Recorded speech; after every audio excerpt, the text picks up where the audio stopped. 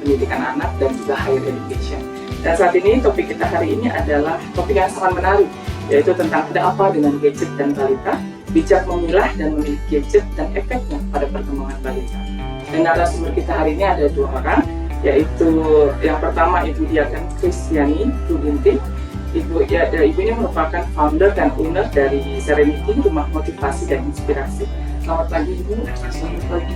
Ini enaknya dipanggil apa nih? Iting atau Ibu? Ibu aja. Ibu.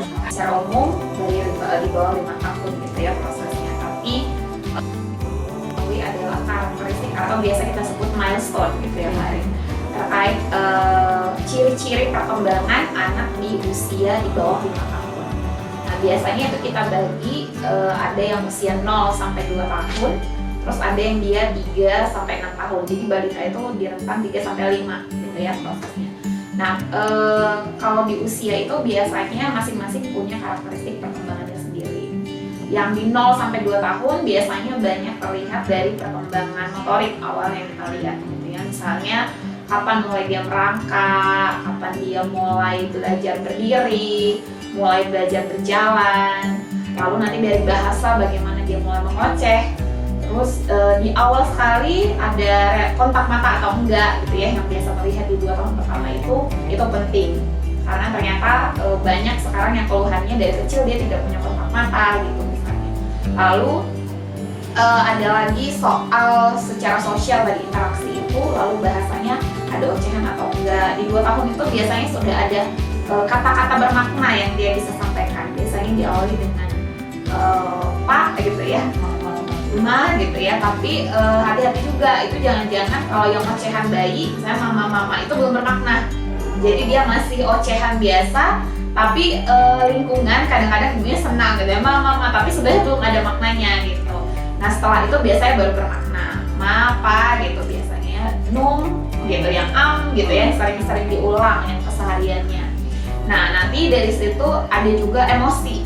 Nah emosi itu berarti bagaimana dia tertawa, misalnya main cilukba, ada nggak responnya? Nah itu perkembangan emosi yang juga perlu diperhatikan.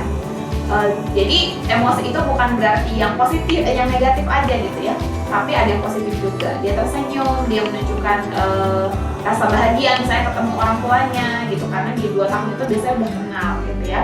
Lalu dia takut kalau ditinggal, itu emosi. Lalu dia menangis kalau misalnya ada sesuatu yang dia tidak suka, mainannya misalnya nggak dibolehin pakai gitu. Nah itu emosi. Di situ biasanya harusnya sudah terlihat gitu ya perkembangan itu. Nanti masuk ke 3 sampai 5 tahun, levelnya sudah meningkat lagi gitu. Yang tadi dia merangkak, jalan berdiri masih goyang, sekarang udah bisa misalnya main lempar tangkap bola gitu ya, mulai pegang-pegang pensil. Di 2 tahun biasanya sudah ada juga, tapi kompleksitas aktivitasnya makin meningkat. Intinya sebenarnya di balita itu perkembangan motoriknya akan sangat aktif. Jadi rumahnya biasanya nggak bisa rapi gitu ya, pasti berantakan, tembok-temboknya dicoret gitu, karena dia memang sedang eksplorasi dari geraknya, dari cara dia bicara, apa yang masuk ke mulutnya gitu ya. Intinya dari semua hal yang didapatkan dari lingkungan, itulah cara belajarnya dan cara berkembangnya gitu. Jadi tadi intinya karakteristik itu kita lihat dari motorik, dari aspek bahasa ini berkaitan sama kognitif, bisa nggak dia paham apa yang kita sampaikan. Namanya dipanggil, dia bisa noleh atau tidak, itu kognitif gitu ya. Dia kenal nggak orang tuanya, itu kognitif berkaitan nanti sama sosial. Jadi sebenarnya aspek ini semua berkaitan satu dengan yang lain. Lalu tadi ada emosi gitu, bagaimana dia menampilkan perasaannya gitu. Itu kira-kira Karin. Jadi kalau misalnya 2 tahun, 2 sampai 5 tahun itu yang kita harus benar-benar perhatikan, ini udah sampai mana nih kira-kira anakku ya gitu. Dan kalau misalnya itu bisa nggak kita bandingkan ke teman-teman yang lain gitu. Itu jadi salah satu cara untuk melihat, oh dia masih berkembang sesuai dengan anak umumnya. Hanya hati-hati juga karena kita perlu ingat setiap anak itu unik gitu ya. Jadi bisa jadi dia sama-sama usia 3 tahun, tapi yang satu lebih cepat bicara daripada misalnya lebih banyak geraknya gitu. Ada yang satu lebih banyak gerak tapi bicaranya tidak terlalu banyak gitu misalnya. Tapi yang perlu kita ketahui itu adalah rentangnya, ini masih di batas wajar atau tidak. Misalnya anak 3 tahun, 1 kata pun belum ada keluar itu sudah jauh dari batas wajar. Misalnya ya, dia dipanggil nggak respon, satu kata nggak ada yang keluar, terus dia sering ngoceh gitu, tapi ocehannya tidak bermakna. Di usia 3 tahun itu harusnya tidak muncul lagi, harusnya dia udah bisa 2 arah. Walaupun belum terlalu panjang, 3-4 kata dan 1 kalimat harusnya udah bisa. Nah itu yang perlu diperhatikan gitu di balita ini. Karena sebenarnya di semua usia ada milestone-nya. Tapi kenapa balita ini perlu diperhatikan? Karena ini tahap gitu ya, perkembangan yang kalau di podcast sebelumnya kita udah mungkin pernah singgung juga. Ini akan jadi dasar untuk dia berkembang ke usia selanjutnya gitu. Jadi bagaimana dia di balita itu akan berpengaruh ke bagaimana dia di usia berikutnya. Kira-kira itu mau nambahin kah? Ibu mau nambahin kah? Mana tahu dari pengalamannya ada yang karena kan ibu-ibu khawatir ya, aduh anakku ini gimana, aduh gimana, harus dibuat gimana supaya baik gitu. Jadi pengalaman itu ada yang mau ditambahkan? Pengalaman saya, anak-anak saya 2 tahun semuanya sudah lancar. 2 tahun ya. Kalau yang cewek malah 1 tahun sudah lancar. Tidak. Pengalaman saya 40 tahun yang lalu.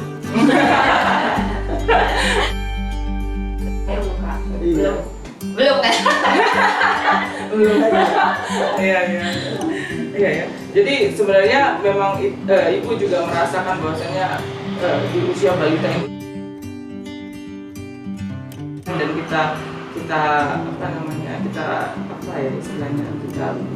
kita perhatikan lah gitu dibanding dengan yang lainnya ya. Sangat penting. Makan jiwa maupun fisik itu anak-anak itu dari orang tua. Terus balik ke topik kita, kan topik kita kan gadget dan anak-anak, perkembangan anak-anak.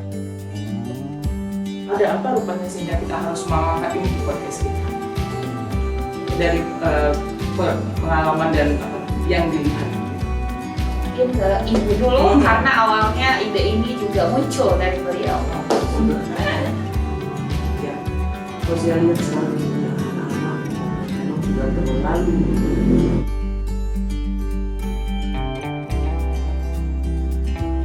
Dan kalau saya bandingkan lebih kurang 40 tahun yang lalu sangat berbeda memang cara orang tua memberi permainan kepada anak. Kalau 40 tahun yang lalu anak-anak itu bermain dengan aktivitas fisik. Kalau sekarang tidak. Justru anak-anak yang sekarang kalau disuruh main fisik atau main di luar rumah, manjat-manjat pohon atau apa, semut aja dia takut. Semut. Kalau anak-anak 40 tahun yang lalu nggak takut, capung apa segala macam nggak takut dia, bisa dia pegang. Sekarang ini semut aja bisa bikin anak-anak teriak-teriak, wow gitu kan. Jadi kenapa seperti itu? Itu sebenarnya efeknya besar kali untuk anak-anak sekarang ini. Kalau bedanya juga, kalau anak-anak yang dulu lebih sehat sama sekarang, kenapa? Karena mereka itu punya kegiatan mengutamakan fisik, akhirnya makanannya juga berbeda karena selera makannya itu selalu muncul, kecapean dia, fisiknya capek, lalu dia sampai jam makannya dia minta makan. Zaman sekarang ini anak-anak kalau nggak disuap sama ibunya atau babysitternya, dikejar-kejar di taman atau di mana-mana, nggak mau makan ya. Kenapa? Karena dia nggak ada capek, otaknya aja yang ingin terus ke gadget. Itu beda. Sebenarnya itu sangat prinsip, tapi kita nggak bisa berbuat dari perkembangan zaman yang sudah sekarang. Tapi itulah yang perlu hari ini kita akan mengingatkan para ibu-ibu muda yang punya anak balita.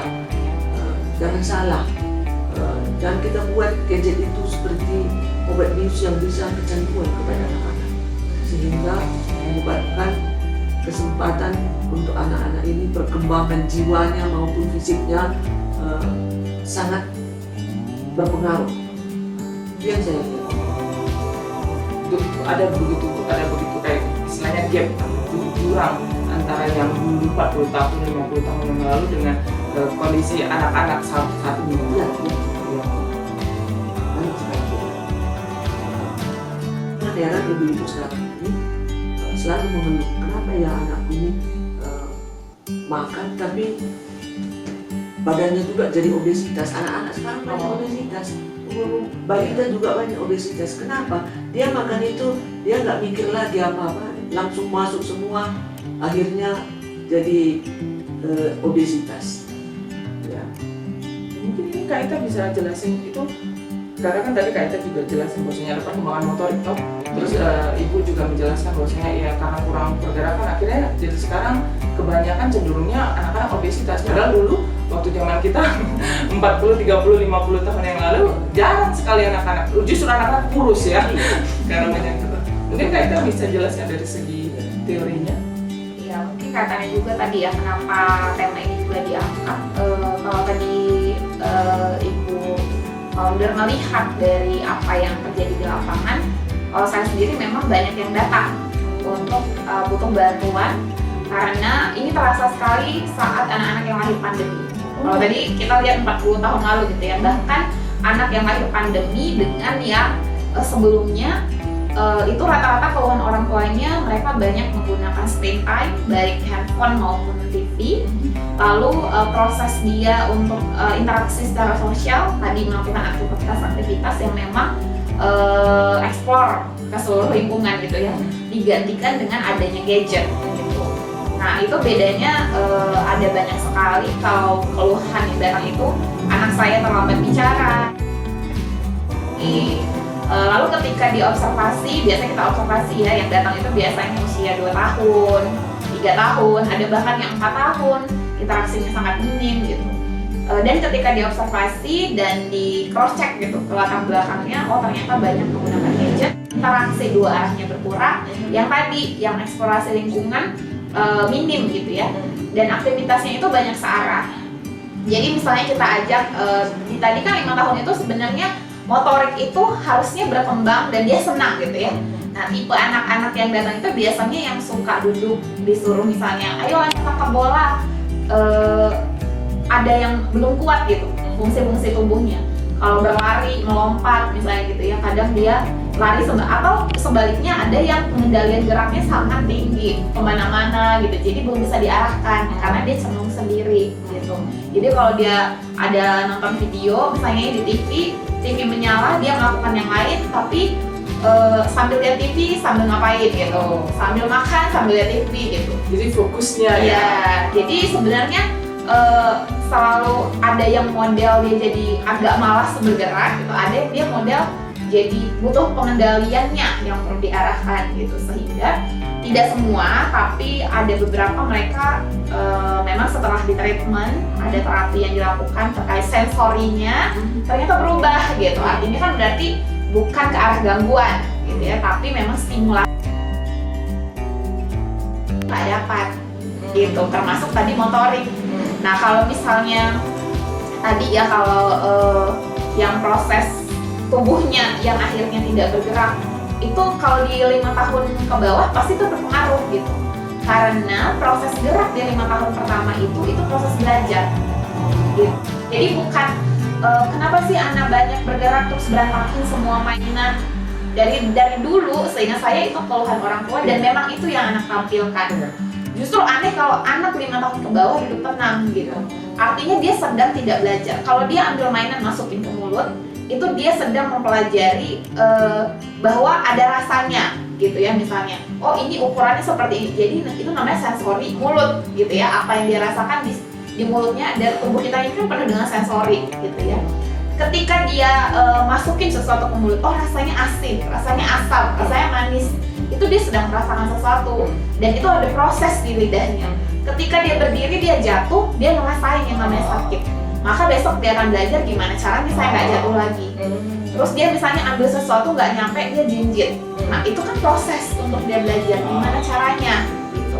Nah makanya tadi seperti yang disampaikan Ibu Founder, proses itu sudah tidak lagi didapatkan anak-anak yang sekarang gitu. Makanya tadi begitu pandemi sama enggak aja bedanya sangat banyak gitu kan. Nah itu proses yang semuanya tampak dimudahkan dengan gadget, tapi kita lupa ada efek yang sebenarnya atau kesempatan yang hilang gitu, yang harusnya mereka dapatkan sebagai bentuk stimulasi pengembangan gitu. Tapi itu nggak disadari, baru disadari setelah muncul masalah. Kenapa anak saya nggak bisa ngomong ya di usia sekian gitu. Tadi ada statement Kak Ika yang menarik, itu tugas perkembangan. Jadi kalau misalnya kita ada SD tugasnya ya belajar, SMP tugasnya bergaul, belajar, mengenali diri, SMA juga demikian. Nah berarti jadi sebenarnya 0 sampai 5 tahun itu ternyata punya tugas ya. Tugasnya itu ya bermain itu, Ya. walaupun akhirnya ujung-ujungnya merepotkan para orang tua membereskan. Tapi itu satu hal yang sangat-sangat penting bagi perkembangannya. Dan harusnya dia dapat gitu, karena kalau enggak sama seperti anak yang kita masukkan ke sekolah ketika usianya sudah 6-7 tahun, sekolah SD misalnya gitu ya. Ketika kita nggak kasih kesempatan dia bermain secara bebas dan ada interaksi itu, berarti kita sedang menutup kesempatan sekolah versi anak balita gitu. Karena itu hilang gitu ya, makanya sekarang PAUD itu diminati oleh para orang tua Iya, gitu. betul. Karena ketimbang dia repot di rumah, mending dia ngerepotin di sana gitu kan. Gitu. Tapi satu sisi tadi yang Kak Ita bilang bahwasanya apalagi pas zaman Covid dari 2019 sampai sekarang juga agak sedikit ada sebenarnya Covid kan. Tapi kan satu sisi kayak yang Ibu bilang, sebenarnya kalau waktu yang saya ingat itu pandemi 2020 itu parah kan. Jadi orang tua diliburkan, dimasukin WFH, work from home gitu kan. Terus anak-anak juga nggak tidak dibolehkan untuk sekolah karena bisa bergaul sama temannya kena, akhirnya satu sekolah jadi kena gitu kan. Dan sebenarnya dengan itu kan agak ya sedikit bisa dimaklumi karena ibunya di rumah, bapaknya di rumah, kerjaan menumpuk, kerjaan kantor, belum lagi anak-anak membayar gambar taking, terus habis itu anak-anak juga harus sekolah online gitu kan.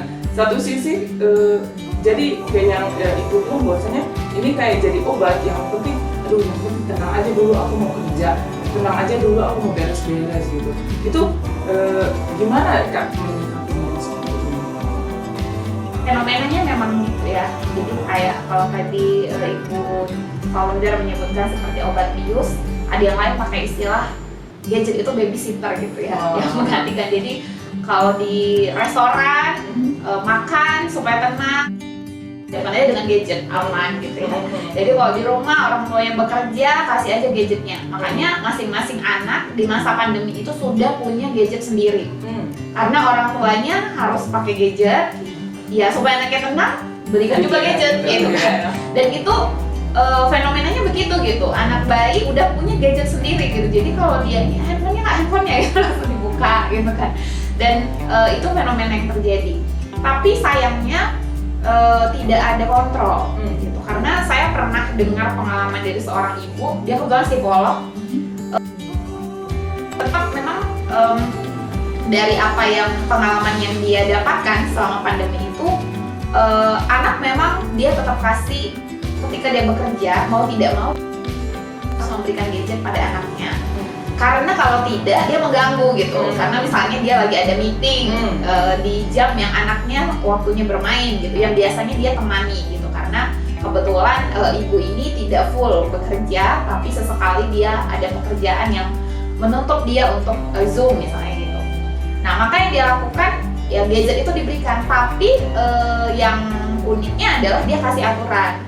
Selama mama bekerja boleh, begitu mama selesai maka gadget ditarik gitu. Nah itu kan konsistensi, maka akan ada kesepakatan yang dibuat. Nah sayangnya pada sebagian besar ibu, karena anak sudah anteng, bablas.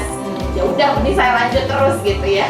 Oh tidak ada masalah, tidak ada tangisan, tidak ada teriakan gitu. Nyaman. Ya jadi ya udah bebas aja gitu kan. Nah itu bablas akhirnya yang tidak disadari lama-lama ternyata berefek secara negatif. Tadi kan kita bahas stimulasi ya, Kak Ita tadi bahas. Jadi Kak Ita bilang bahwasanya dari usia 0 sampai 5 tahun itu harus ada stimulasi. Nah, emang sepenting apa sih stimulasi itu sampai kita harus benar-benar istilahnya kontrol gadget ini, terus harus kita kasih stimulasi sama anak? Sepenting apa sih? Kenapa usia dulu ada istilah golden age ya di usia ini gitu? Kenapa? Karena secara biologis juga, kita belum bicara psikologis, secara biologis kita kan belajar saraf-syaraf otak kita ini akan berkembang makin banyak kalau kita stimulus, dipakai gitu ya. Kalau sekali dipekerjakan dia akan bertambah banyak gitu, sehingga si aktivitasnya makin efektif juga perkembangannya. Nah, kita bayangkan kalau itu biasanya berkembang di usia-usia awal itu gitu, 5 tahun.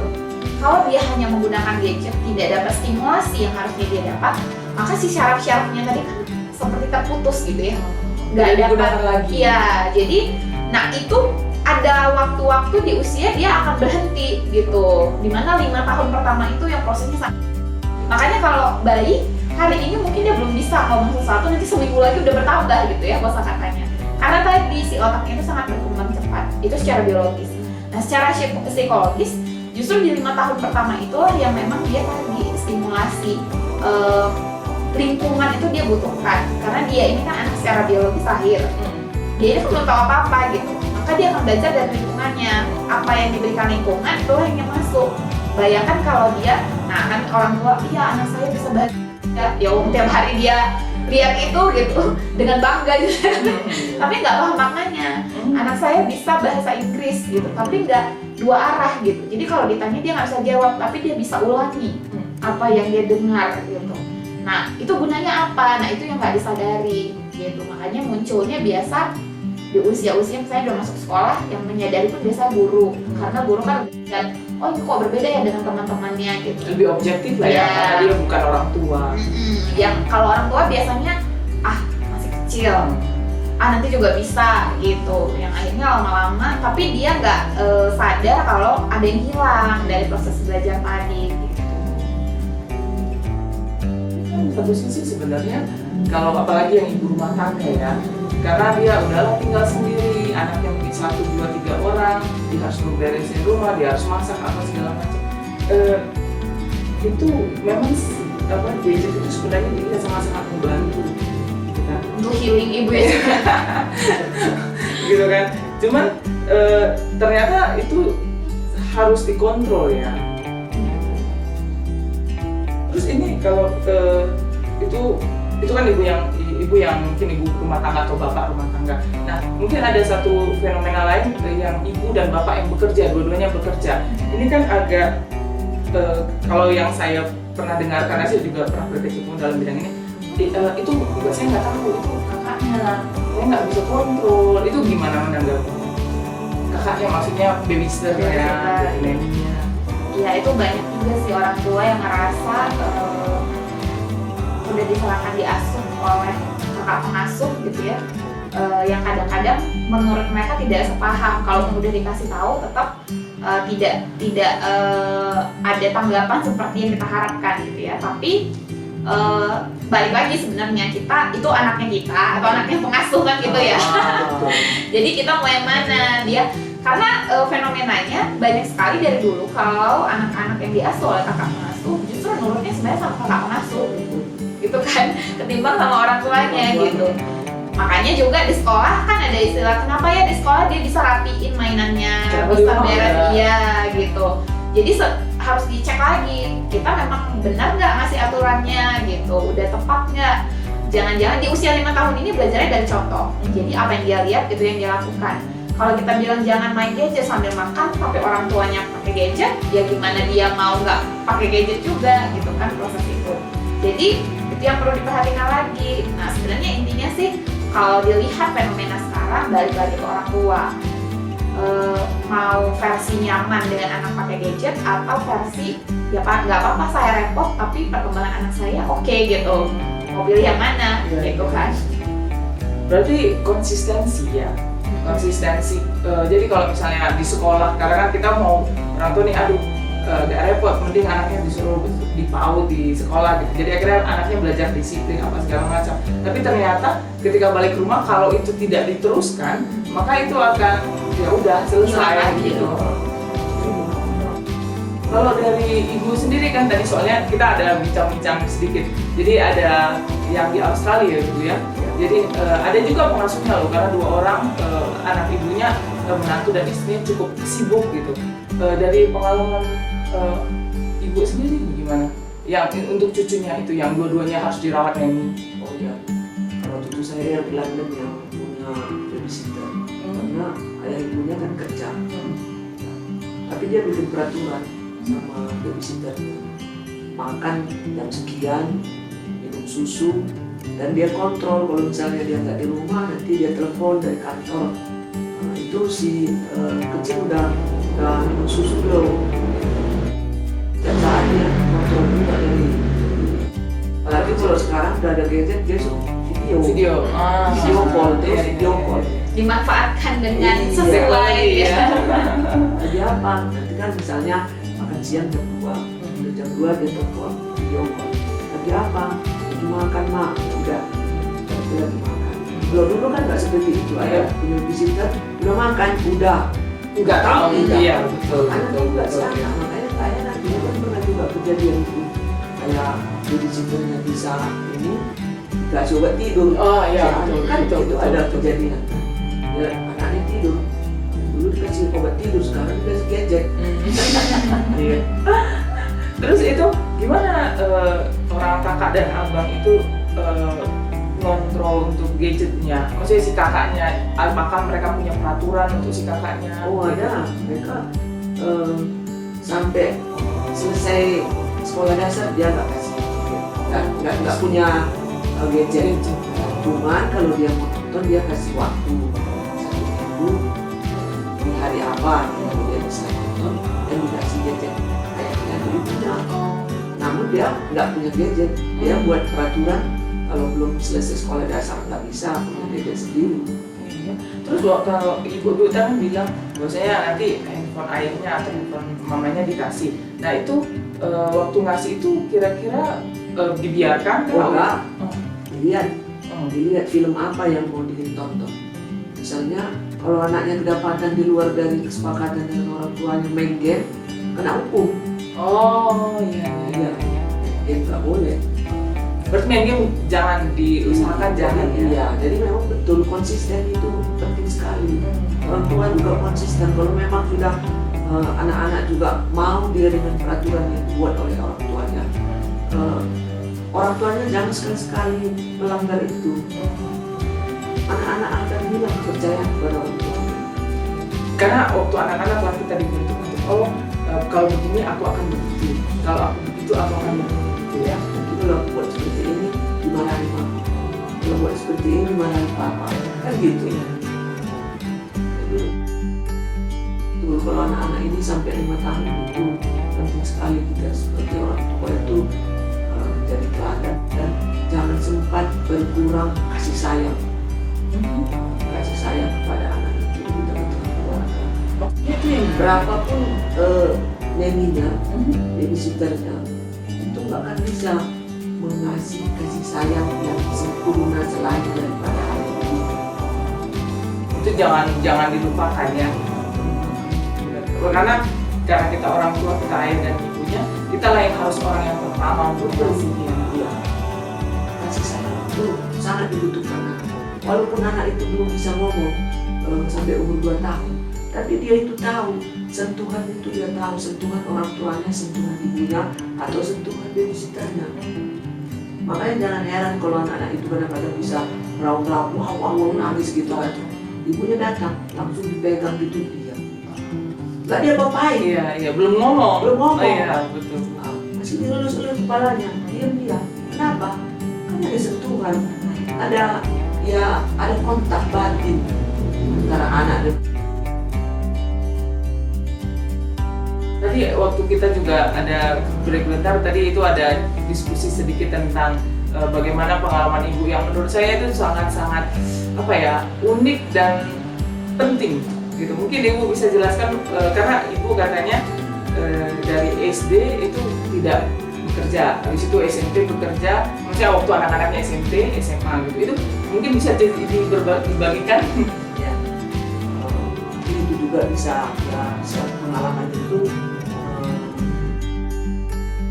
dan yang sangat berharga ya. Pengalaman dia waktu balita dan sampai seumuran SD, saya tidak bekerja di rumah karena suami saya memang full bekerja sebagai dokter kan. Jadi tidak mungkin dia bisa full mengawasi anak-anaknya dan saya ambil alih itu semua untuk mengurus anak-anak sampai SD. SMP saya mulai bergerak keluar belajar ya menjadi inilah, jadi ibu-ibu yang mau sekalian untuk pemasukan. Karena uang juga penting Jadi, sebenarnya, iya. Jadi nggak full lagi di rumah, tapi paling tidak itu kalau anak saya lagi di sekolah, saya manfaatkan itu. Saya berdagang atau apa ya, mulai saya belajar mencari duit gitulah. Akhirnya sesudah dia SMA itu saya mulai ikut sama suami untuk sama-sama bekerja. Saya mendampingi suami bekerja, membuka satu ya klinik lah. Ya, akhirnya sesudah SMA mereka keluar dari rumah pergi ke kota lain. Ya, saya sudah percaya sekali sama anak saya walau di mana pun dia pindah. Kenapa? Karena dari kecil saya sudah melihat bagaimana perkembangan mereka ini. Makanya saya selalu bilang ke anak saya, kalau belum selesai SMA nggak boleh keluar dari rumah. Kenapa?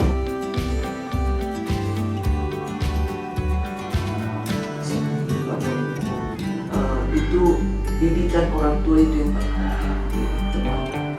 Tamat SMA kalian pasti keluar dari rumah. Apalagi udah selesai kuliah pasti dia juga cari jumpa sama jodohnya. Ya udah nggak ada lagi cerita.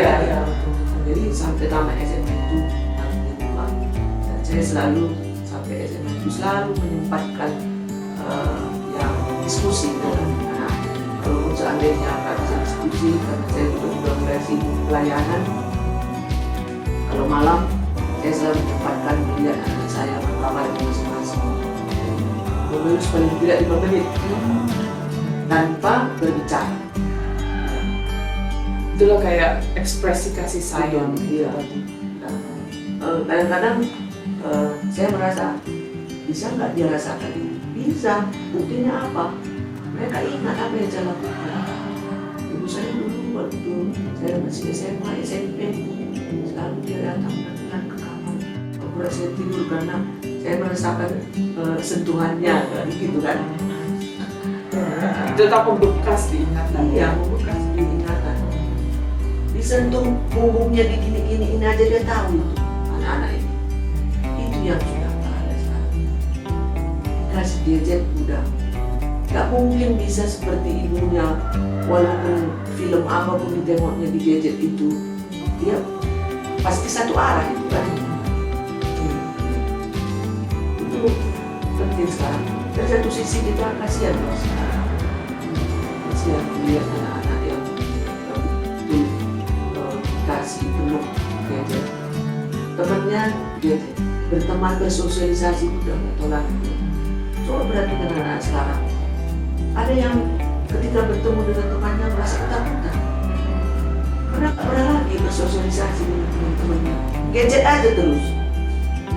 Nah yang banyak sekarang kalau misalnya online juga banyak banget komennya. Betul, tapi begitu ketemu langsung dia. Iya, dia nanti bertemu dengan orang tua. Saya tanya itu, nonton TV, kenapa? Nggak tahu nih di rumah, kenapa? Kan sekarang semua di rumah, kayaknya atau apa? Di rumah siapa? Nggak tahu. Ya yang penting aku lihat aja gitu. Iya. Tangan main aja. Main aja tangannya dia main terus ke gadget. Itu kayak mungkin ada kayak rasa kesepian kali ya. Betul. Di keluarganya mungkin dia kurang perhatikan atau dikasih gadget aja. Jadi gadget itulah yang kayak kasih kepuasan. Oh ini pokoknya aku perhatikan ini aja gitu. Karena dia selalu memberikan apa stimulus-stimulus. Iya, stimulus. Jadi itu yang sekarang perlu kita lihat. Makanya ya arahan-arahan maupun orang banyak juga harusnya membaca ya. Sekarang ini dari sisi gampangnya IT ini kan banyak juga kegunaan. Ketika kita nggak tahu kok ada tuh semua ada. Kalau dulu kan enggak. Kalau kita pengen bagaimana mendidik anak-anak remaja, harus Buku. cari lagi Ke perpustakaan. keluar masuk perpustakaan. Iya, Yang mana yang pas? betul. Yang mana? Kita beli 5 itu 1 bulan baru selesai baca. Ini tinggal klik aja udah keluar semua. Iya. Itu pun kadang-kadang orang tua malas bacanya. Kan gitu. Mana? Suruh baca, boro-boro baca. Orang mau bertiktok aja gitu. Iya bener, lagi musim kali ya. Ibu-ibu TikTok. Iya. Iya. Kalau bisa TikToknya dikurangin, justru kalau bisa lihat-lihat yang info-info tentang anak. Anak itu sangat berharga di tengah orang. Ketika kita salah mendidik, itu sampai tua kita sampai mati, itu jadi penyakit semua orang tua. Kalau anak itu salah. Itu kayak kalau kita bilang tabur tuai, apa yang kita tabur itulah yang kita tuai. Apa kita tanam itu yang tumbuh kan? Iya. Mungkin kita tanam pisang tumbuh Jeruk. Betul. Iya benar. Iya. Jadi bermanfaat itu. Kalau kita mendidik yang benar anak kita itu, nanti sampai tua pun kita bisa rasakan gimana anak-anak kita itu. Dan dia juga akan mengadopsi apa yang kita sudah berikan cara mendidik, dia akan turunkan ke anaknya.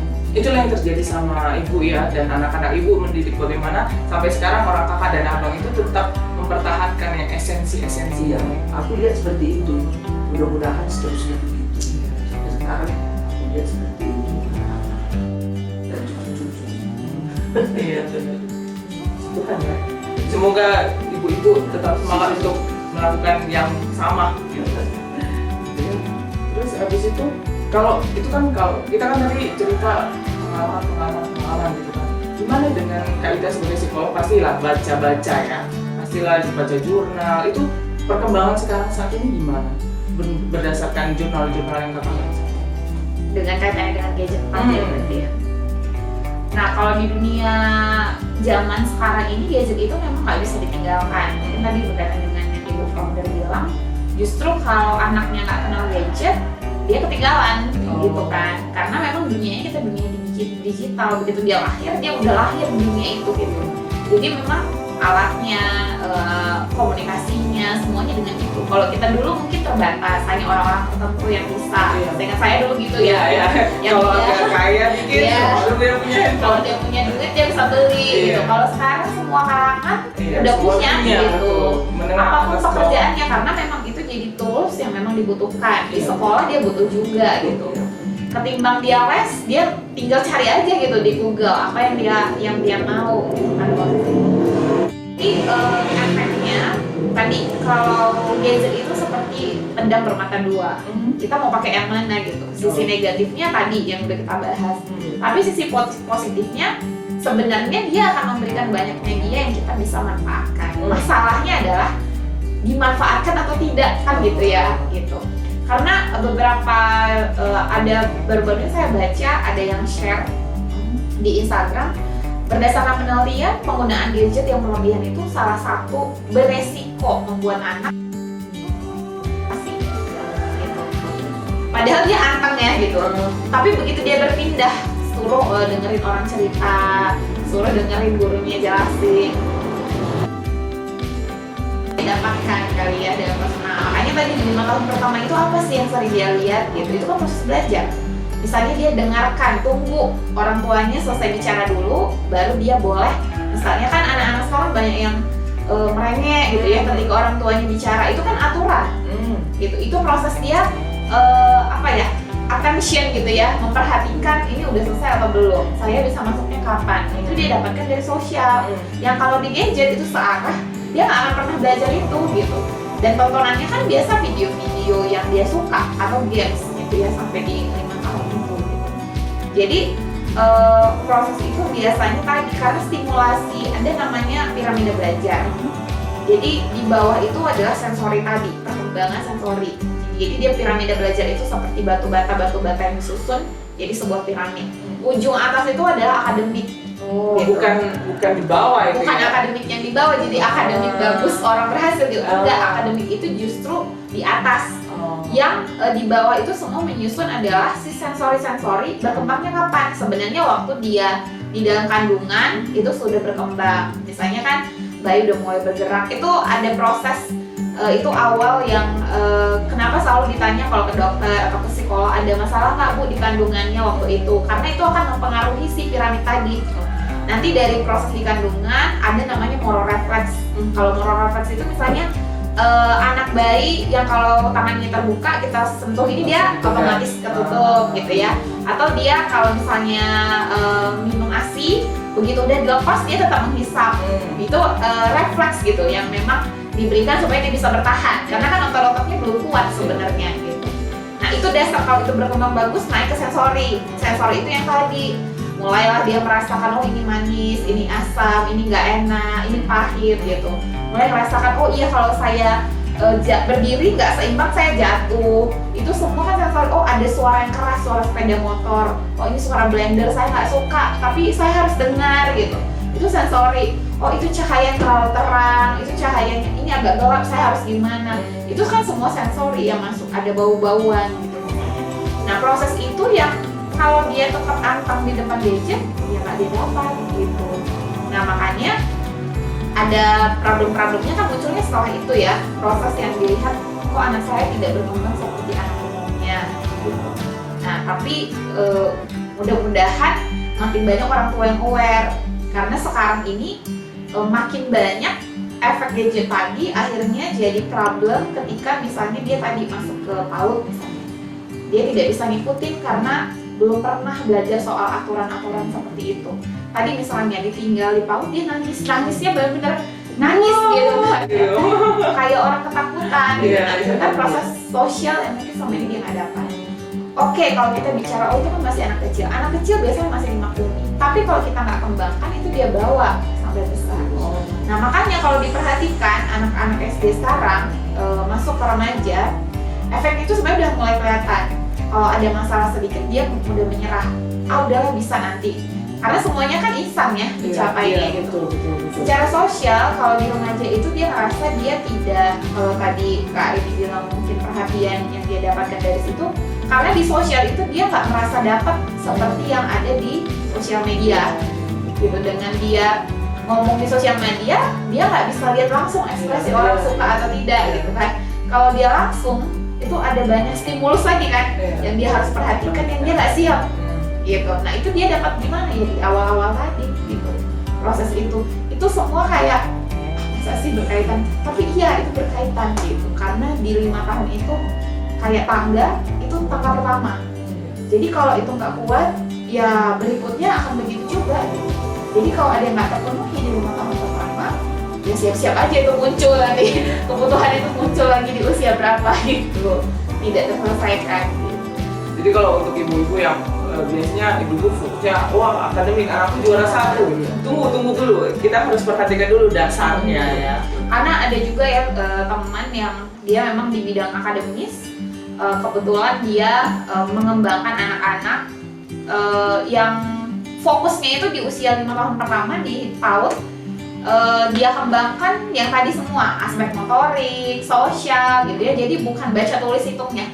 Karena disayangkan sekarang itu sekolah yang di 5 tahun pertama itu 4 tahun udah diajarin 1, 2, A, B, C gitu ya. 5 tahun BOBO, tapi sekarang udah beda lagi BO lagi gitu ya, kayak versi bahasa Inggris gitu foniknya gitu kan. Tapi mau apa yang dicapai gitu, sementara tadi kita lupa ada proses belajar lain yang kita tinggalkan. Seolah-olah kayak lempar tangkap bola itu nggak penting, ngapain sih gitu. Mungkin karena kalau akademik kan dia langsung dapet gitu ya, oh udah bisa baca nih, udah ada yang dilihat. Dan dinilai itu prestasi. Iya. Tapi yang dasarnya itu yang sebenarnya agak inti, agak dia mendukung ke atasnya itu yang kadang udah disepelein aja. Dan dari pengalaman beliau itu dia bandingkan ya dari teman-teman. Memang di 5 tahun sampai 6 tahun itu ya dia anak-anaknya seperti anak-anak biasa gitu yang belum bisa baca di usia itu, belum, kalau dibandingkan dengan yang dia udah diajarin baca ya dia memang terlihat lebih nggak ya udah biasa aja lah gitu ya, lebih oke yang bisa baca. Tapi begitu naik kelas 2, di kelas 3 nih biasanya perkembangannya pesat karena tadi kebutuhan di bawah ini udah selesai gitu ya, nggak perlu cari-cari yang lain, sekarang fokus aja nih di sini gitu. Kalau yang tadi yang dipaksa dari bawah itu pasti ada yang hilang gitu, yang dia nggak kuat dari dasar, maka dia akan muncul di usia berikutnya ya jadinya dia kemana-mana lagi gitu kan prosesnya gitu. Itu mungkin yang kalau bermain itu dia cara bermainnya seperti apa, akhirnya misalnya kalau belajar dia susah fokus juga karena dari awal kan di usia yang harusnya dia bermain nggak dapat, nggak terpuaskan gitu, dapat tapi nggak terpuaskan gitu kan proses itu. Jadi nyari di mana nih saya harus puaskan lagi gitu. Tadi menarik Kak Ita bilang bahwasanya dasarnya itu akan berpengaruh bahkan ke remaja gitu. Sampai dewasa. Kira-kira bisa nggak kasih contoh misalnya yang berkaitan sama psikososialnya interaksi ke lingkungan? Misalnya beberapa kasus ya yang saya pernah tangani itu misalnya di anak-anak SMA, tipe yang tidak suka masuk ke lingkungan sosial gitu misalnya. Nah itu biasanya misalnya kita cek ke bawah apa yang dia nggak suka, apakah respon orangnya gitu ya, yang mungkin selama ini nggak diajarkan gimana nanggapin orang-orang yang begitu. Karena sebagai orang dewasa pun kita pasti bisa rasain kalau kita makin ketemu banyak orang kita makin terbiasa gitu ya artinya. Jadi tapi kalau kita menutup diri dan nggak membiasakan belajar itu kan, kalau sosial itu keterampilan.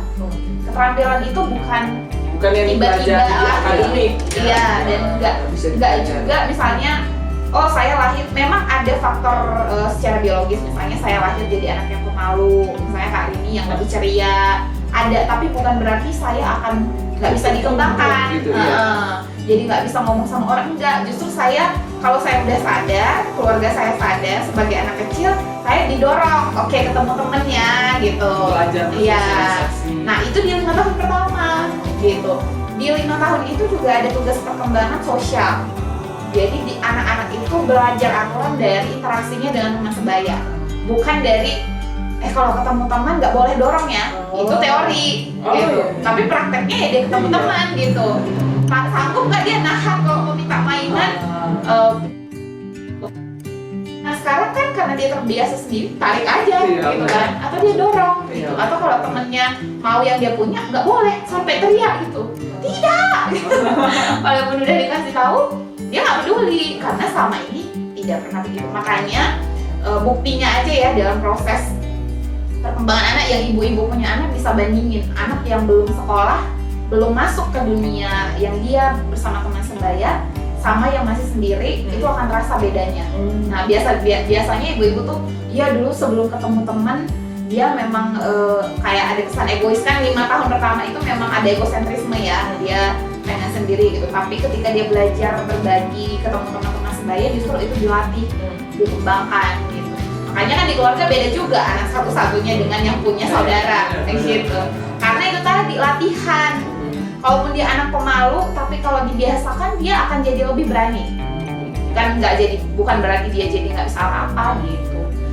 Yang sebenarnya ceria, tapi kalau sering diomelin, dipungkung, dia pun jadi bisa anak yang atau pemurung kan jadinya gitu. Karena manusia itu selalu berkembang dia secara individu sama lingkungan. Ini harus fit gitu. Kalau nggak fit, ya muncul masalah. Karena kita masih juga hidup di dunia ya, berinteraksi dengan manusia. Karena itu makhluk sosial gitu. Iya. Berarti tadi dari ibu yang bilang bahwasanya waktu kecil juga anak-anaknya sering diajak main gitu kan, sampai ada ngomongin tadi agak badannya agak kurus gitu kan, bukan karena kurang gizi ya, tapi karena memang aktif gitu kan. Jadi dan tadi Kak Ita juga bilang ngomongin bermain, berarti bermain itu sangat-sangat penting ya. Di situ sekolahnya anak usia 0 sampai 5 tahun. Kalau ada satu buku yang bilang ya, bisnisnya anak-anak 6 tahun ke bawah itu ya main. Bisnis loh. Iya. Ibarat kayak bisnis itu kan sesuatu yang penting untuk dilakukan gitu. Rugi kalau nggak dilakukan. Iya, dan itu bisnisnya mereka memang main gitu. Nah itu yang hilang sekarang, karena di sistem sekolah pun sayangnya masuk SD 7 tahun harus udah bisa baca. Ya di mana mereka jadi kan guru-guru yang di TK pun merasa ya baca tulis itu penting. Iya, karena kalau begitu dari sini nggak bisa baca, ya akan ada label dari sekolah sana jadi diterima deh nggak bisa baca gitu kan. Nah itu kayak lingkaran yang, soalnya kalau diangkut ya saya ngomong sama ibu-ibu, dengar ibu-ibu ngomong, iya anak saya TK udah les baca tulis hitung, bisnis bermainnya tadi kan dirampas ya. Jadi pasti ada yang hilang.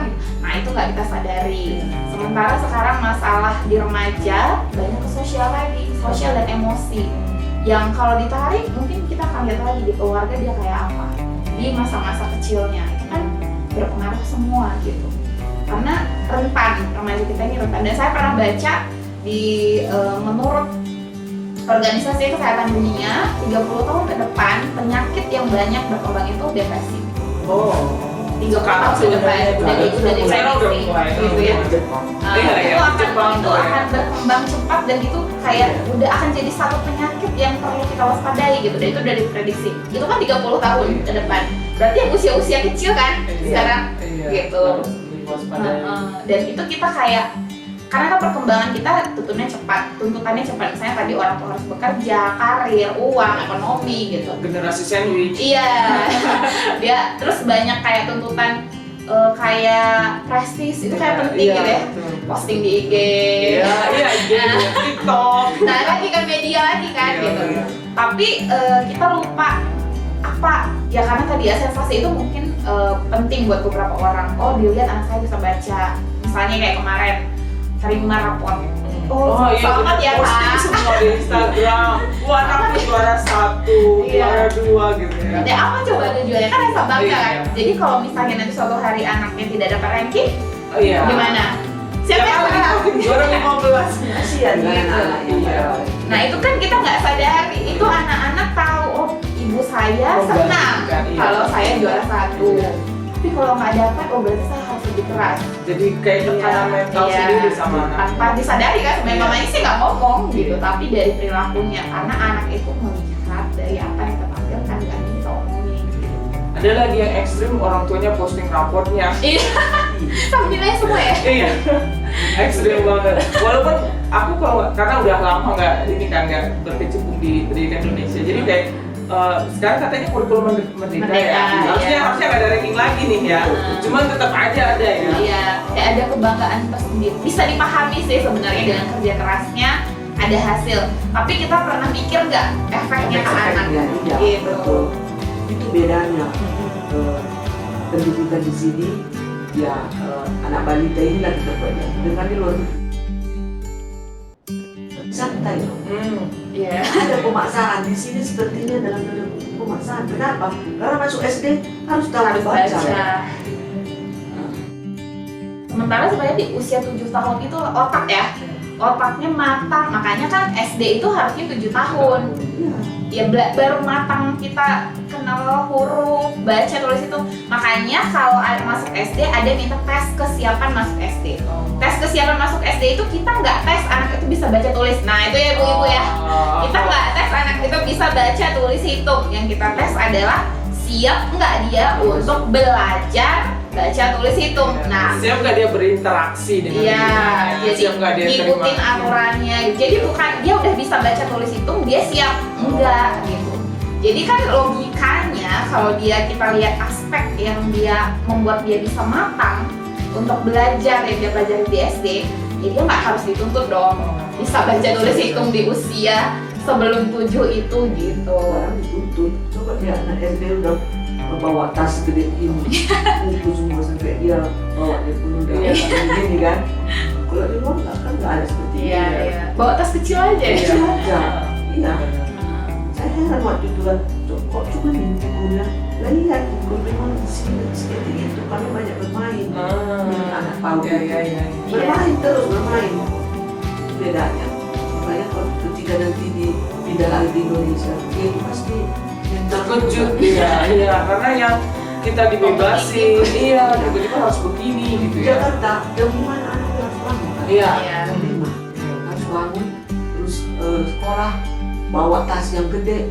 Di sana anak-anak kalau seumuran SD jam 9 masuk. Iya. Jadi lebih santai kan, bangunnya mandi. Itu aja kan udah ini jadi beban sama anak-anak balita. Padahal untuk ini kalau misalnya dia bawa buku segede itu juga berpengaruh sama tulangnya jadi pendek gitu ya. Iya. Berat banget. Makanya muncul model tas yang kayak koper ya. Iya benar. Tapi tangannya jadi panjang. Kalau keberatan tangannya yang panjang.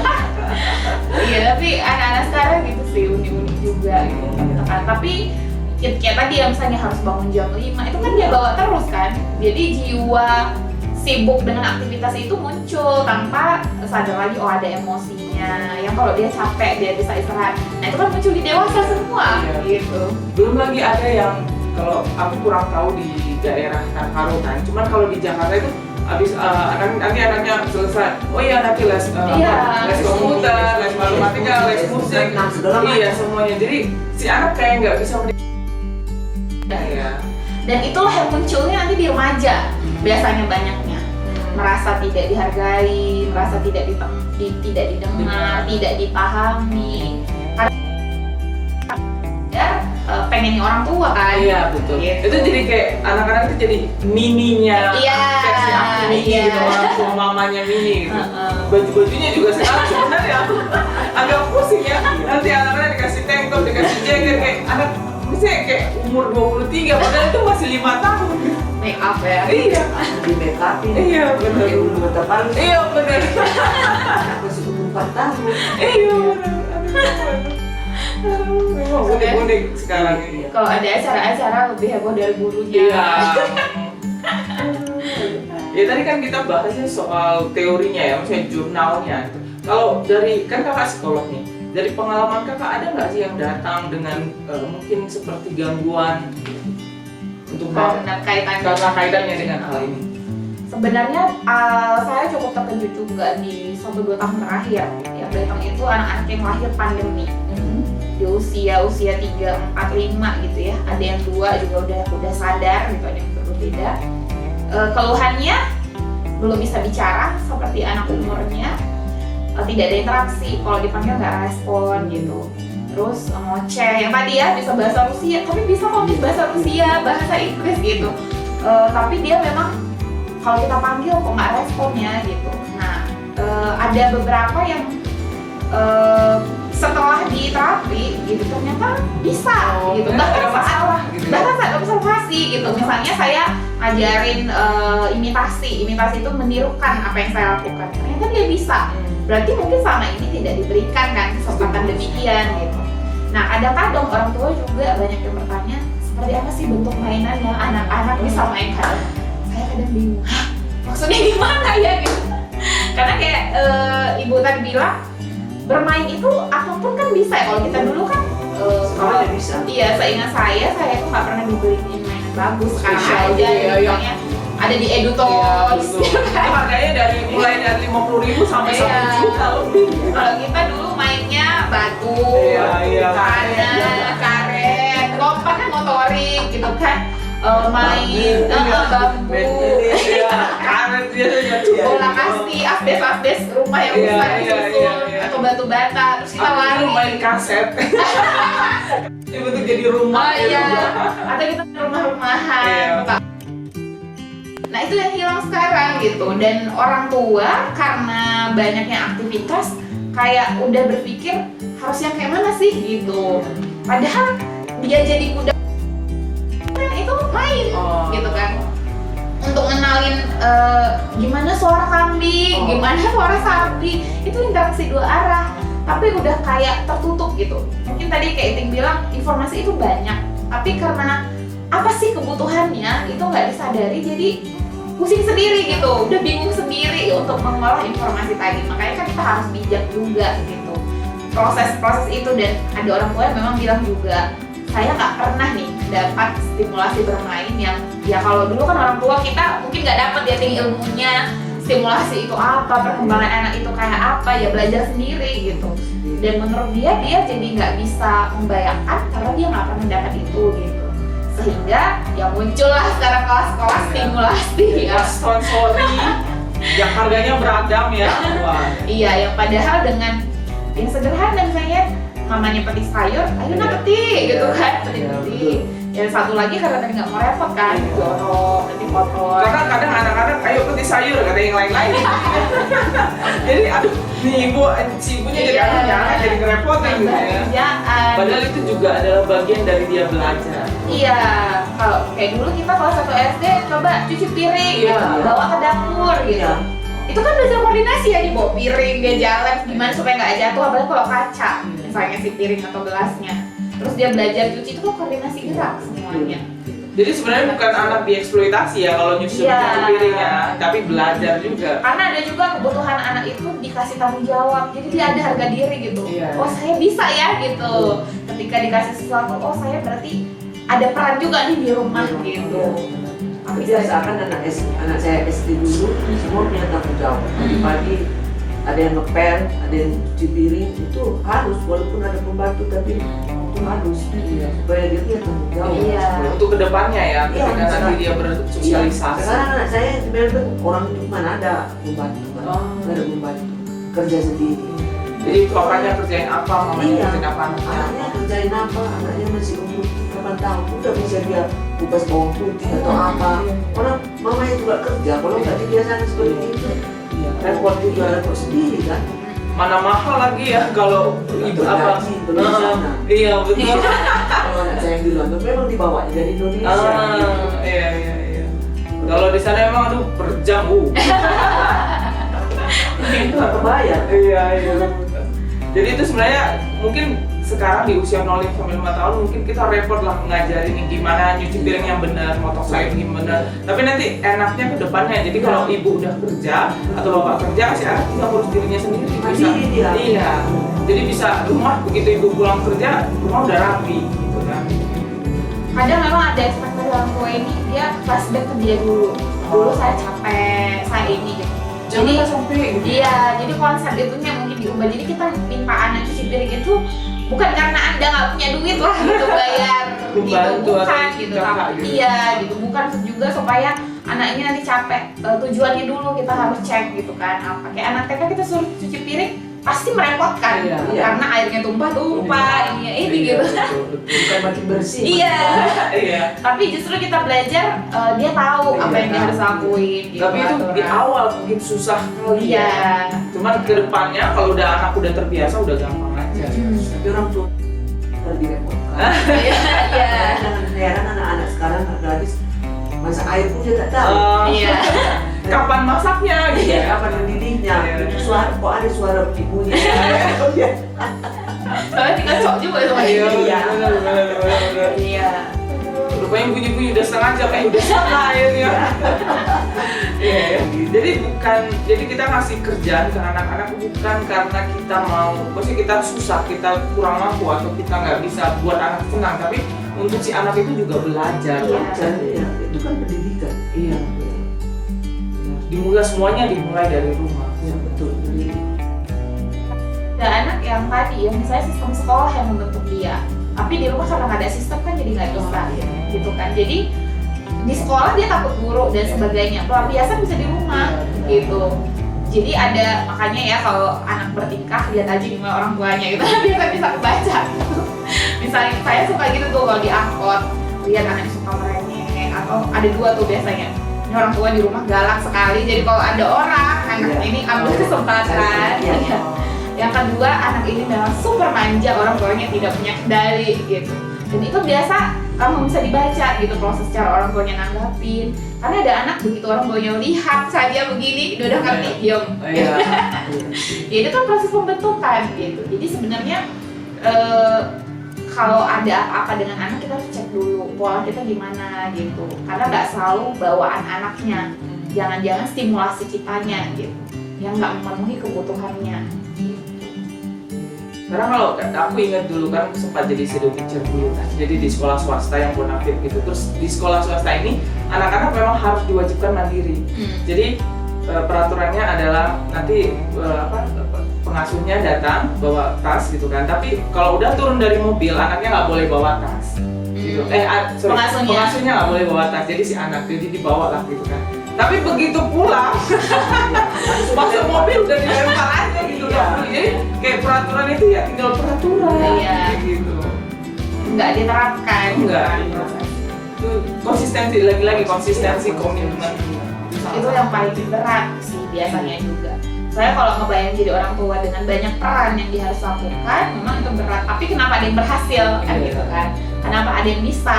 Dan banyak juga yang ayah ibu pekerja yang berhasil. Nah biasanya kuncinya kerjasama.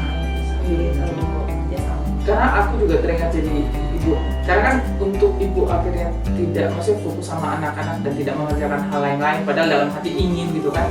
Itu kan butuh komitmen yang maksudnya banyak yang harus ditinggalkan gitu ke ibu dan kita gitu. Tapi memang untuk komunikasi dua arah ini suami dan istri itu sangat-sangat penting. kerjasama.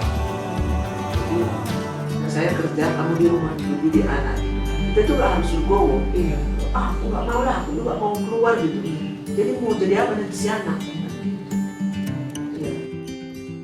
Tapi kalau misalnya, ya tergantung situasi ibu-ibu lah bagaimana menyikapinya. Tapi yang jelas adalah mungkin karena ada yang bisa seperti itu, tapi mungkin karena ekonomi nggak bisa harus dua-duanya kerja. Tapi balik lagi komunikasi dua arah antara suami dan istri. Itu yang penting. Iya sih, kalau makanya berdua lebih baik daripada sendiri. Dari musuh anak juga begitu, walaupun si bapak kerja, si ibu nggak kerja, ngasuh anak, tapi itu tetap berdua lebih baik gitu. Iya. Dan si anak itu bukan anak ibunya, dan bukan anak ayah. Itu anak bersama. Anak bersama. Gitu. Jadi bukan lebih penting ibunya atau lebih penting ayahnya, sama. Perannya harus sama mendidik anak. Bah, tadi ada yang aku paling dia bisa bahasa asing, itu kan biasanya dikasih gitu kan. Terus habis itu, oh dia bisa bahasa Rusia, tapi kadang kita pikir, lah iya dia bisa bahasa Rusia, tapi ngomong sama siapa gitu ya. Itu gimana nanggepinnya? Iya, itu sebenarnya kan tadi ya, gadget itu kan teknologi itu sangat bermanfaat sebenarnya. Kayak banyak sekarang anak-anak SD yang nggak ketimbang saya les, saya cari aja di Google gitu. Kalau dia komit dia bisa, anak-anak kuliah biasanya gitu ya, untuk pengembangan diri. Itu kan kita rasakan manfaatnya. Nah tapi sayangnya ketika itu diberikan nggak ada kontrol. Tadi kan kita bahas pendampingannya gitu. Dia dikasih aja gitu. Jadi maknanya apa gitu. Karena kan anak tadi dia akan belajar dari apa yang dilakukan oleh lingkungannya. Ya kalau dia bahasa Rusia dia prakteknya sama siapa? Gitu kan. Dengan paham nggak orang lain misalnya gitu. Tapi kalau dengan misalnya kita katakanlah dengan belajar bahasa Indonesia, dia lihat tuh apa yang ada gambar-gambar kan menarik ya, memang tampilannya di gadget. Terus dia bawa ke lingkungan, misalnya mamanya bilang dia baru lihat tuh di situ ada gambar-gambar payung yang lagi dipegang saat misalnya dia nonton kartun. Waktu dia ke lingkungan ditanya, ini tadi apa yang di filmnya misalnya gitu. Itu kan dia bawa ke lingkungan. Kayak refleksi. Iya, kan media kan jadinya gitu. Tapi sayangnya itu dibiarkan gitu satu arah. Kalau ide itu sangat-sangat bisa dimanfaatkan gitu ya media itu. Positif. Karena anak menarik juga, ada suara, ada musik, ada gambar gitu kan. Saya sendiri kalau ngajar sekolah minggu saya bawa video. Karena kayaknya itu lebih menarik daripada saya ngoceh gitu ya, nggak ada Kita ini. mau cek jadi benar. Iya, Iya. jadi pakai video, ada musiknya, ya nanti kita ulang lagi. Dan biasanya mereka cepat nangkap gitu.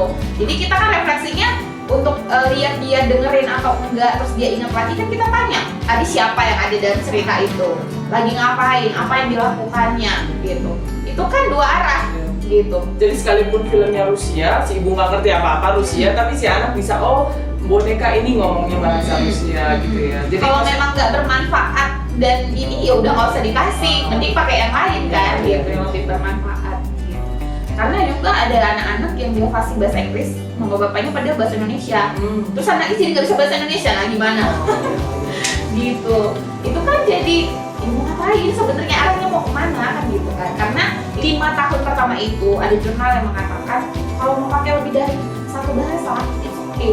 Karena justru perkembangan otaknya cepat di situ gitu. Jadi kalau mau ngajarin anak lebih dari satu bahasa memang di situ usianya. Tapi hati-hati, pastikan dia nggak ada masalah yang lain gitu. Artinya kan berarti tadi ya interaksi itu dasarnya iya, itu harus kuat dulu. iya, tempat tidaknya dia paham gitu ya. Proses bahasa itu berarti kan nggak bisa dibiarin sendiri gitu. Dia manfaatkan untuk apa gitu bahasa itu. Tapi kemarin ada seorang ibu, dia mengeluh datang ke saya, dia bilang seperti dia ibu di kampung, tapi anaknya mungkin itulah efek gadget yang kurang paham. Anaknya negaranya baru 4 tahun, dia nggak tahu masak karo, nggak tahu bahasa Indonesia, terus aja bahasa Inggris, ngoceh sendiri. Jadi ibunya jadi takut, jangan-jangan anak ibu sakit jiwa. Iya. Padahal karena gadget itu Aku kan bilang, berapa jam kasih anak di kampung? Ya, nggak tahu. Keluarga pun nggak pernah ngajar.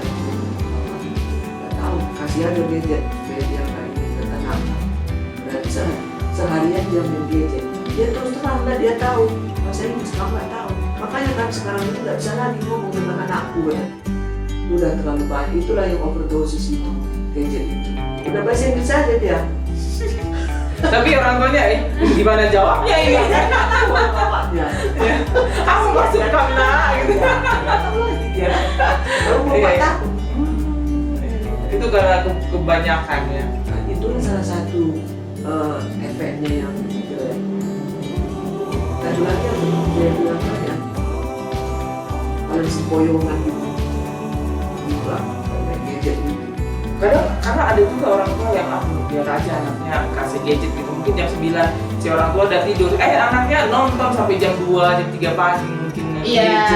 nggak kontrol tadi Iya. kan. Karena dulu ada satu buku yang pernah diceritakan sama salah satu profesor, save in internet gitu ya, keamanan dalam penggunaan internet. Kalau yang tepat itu sebenarnya anak itu tidak dibiarkan sendiri dan dipastikan kita tahu konten yang dia lihat gitu. Harus. Itu bahkan remaja ya, apalagi anak balita ya, kadang-kadang. Nah, ini orang tua sering datang dengan bangga bilang, oh anak saya bisa loh buka gadgetnya, tahu itu dia di mana. Itu bahaya sebenarnya. Iya, itu bahaya. Bukan kebanggaan ya. Satu kali lihat aja dia tahu. Nah gitu. Nanti buka YouTube-nya dia tahu, dia bisa sendiri semuanya. Dan masalahnya adalah buat apa bapak ibu? Iya. Untuk apa gitu? Dan karena efeknya adalah anaknya nggak berbicara gitu. Pernah juga ada satu aku lihat di berita gitu kan. Jadi anaknya tahu main handphone ini buka apa segala macam. Anaknya bayar dong FF-nya. Habis uang ibunya 5 Iya, juta. itu ada juga ya. Astaga. Belanja online banyak Iya. banget kejadian. Wah, iya. Iya. Luar Ibunya biasa. nggak sadar ternyata anaknya sudah belanja. Iya. Dan itu anak kebutuhan khusus ada loh kayak gitu. Karena dia terbiasa lihat tapi kan dia nggak Nggak tahu paham. Makanya ngapain, kan pengendalian tadi Iya, gitu. Gimana dikasih aja dengan anggapan mungkin ya itu hiburan buat dia, buat dia tenang dan sebagainya gitu. Tapi tidak, kita nggak punya waktu untuk kontrol, Iya, amati gitu kan prosesnya. Tadi nggak ada aturannya. Pendampingannya itu ya. Terus itu kan tadi kita ngomongin gadget-gadget, seolah-olah gadget itu suatu momok atau suatu hal yang perlu ditakutin. Gimana? Ada juga loh, akhirnya gara-gara melihat hal-hal ini ada juga beberapa orang tua yang udah no gadget sama sekali, no gadget, nggak boleh ada TV, nggak boleh ada ini, nggak boleh ada itu baik nggak sih sebenarnya? Apalagi di zaman sekarang ya, yang semuanya digital kayak gitu. Kalau secara ini sih lihatnya ya, secara praktisi ngelihatnya kalau saya sih ngerasa itu bukan sesuatu yang benar-benar nggak harus dikasih gitu ke anak.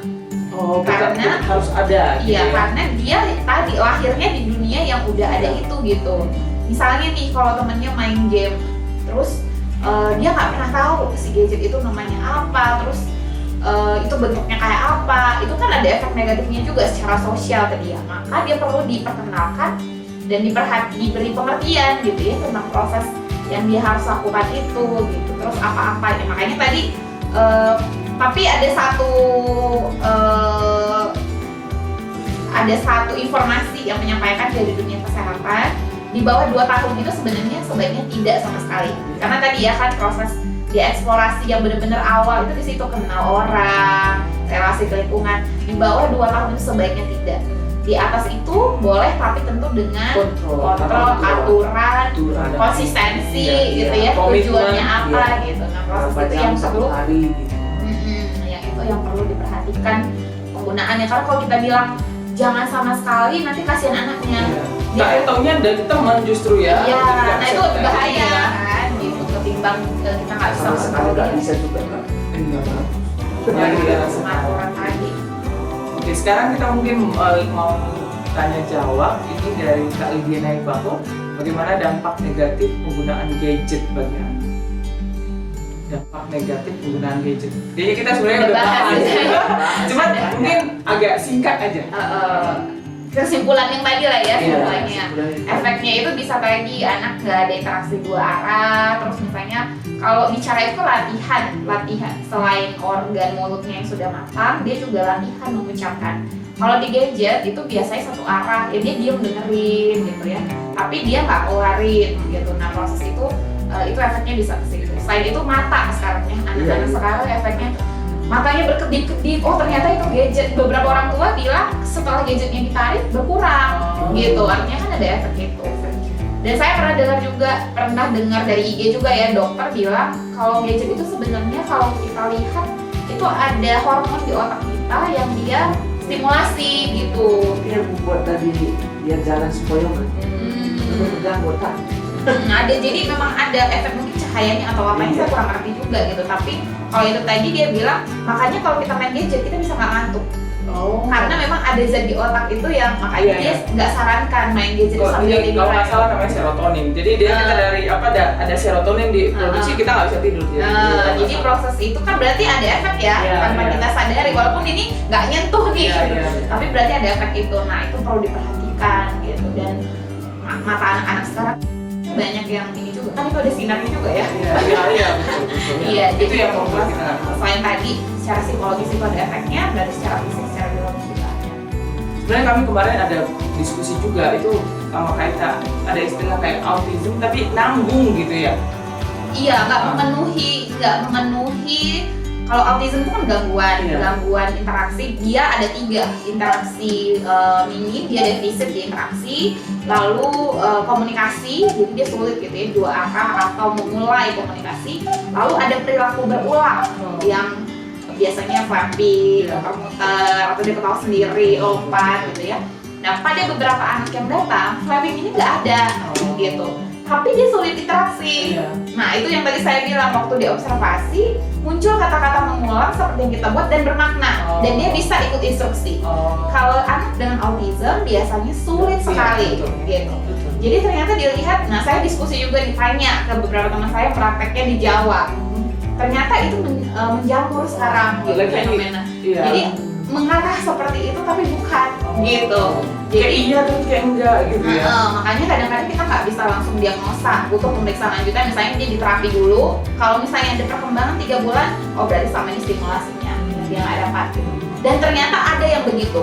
Jadi setelah diterapi selama 3 bulan, ya oke aja gitu dengan interaksi dan komunikasi tadi gitu. Tapi memang ada yang memang ke arah gangguan itu ada juga gitu. Memang dilihat, oh ternyata muncul nih perilaku-perilaku yang awalnya nggak ada, tapi setelah beberapa kali ketemu, setelah dia terapi, oh ada ternyata gitu. Jadi, tapi kan kita berarti perlu waspada.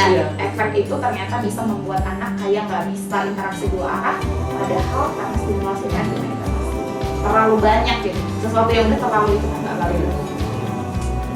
Selanjutnya pertanyaan dari Kak Yanita, bagaimana cara orang tua mengatasi anak yang tantrum bila tidak dikasih gadget? Nah Ini cerita orang tua, kebayangkan ini ya, apalagi kalau anaknya udah terbiasa sama gadget. Iya. Kalau saya bilang ke orang tua, ini soalnya kasusnya sering terjadi. Silakan tega ibu, bapak, tolong tega gitu. Karena biasanya yang tidak tega dan tidak tahan adalah orang tuanya. Saya pernah nangis anak, dia nangis karena caranya berkomunikasi itu ada dengan tangisan dan itu terbiasa 30 menit. Bayangkan ya itu, aduh gitu. Bayangkan lah jadi orang tua dia harus dengar itu setiap hari. Tapi kita memang harus tahan gitu. Karena ternyata dia diam sendiri. Itulah ajaibnya proses belajar anak-anak ini gitu. Saya diam aja gitu, saya biarin aja dia mau apa gitu. Awalnya proses itu biasanya anak menangis atau tantrum itu kan cara. Dia nggak bisa bilang, "Kali ini aku marah loh, aku pengen gadget." Itu dia nggak bisa gitu. Jadi amarahnya itu diluapkan dengan saya harus nangis, keluarin gitu. Pukul-pukul.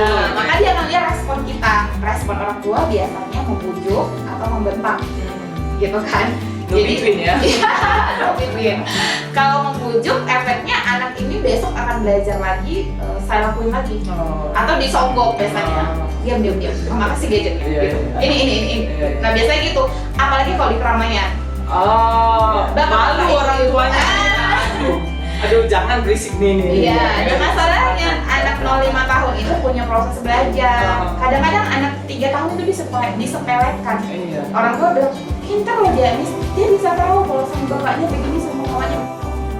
Dia itu punya proses menalar gitu. Dia ada proses perkembangan kognitif namanya. Dia udah mulai belajar dari apa yang kita lakukan.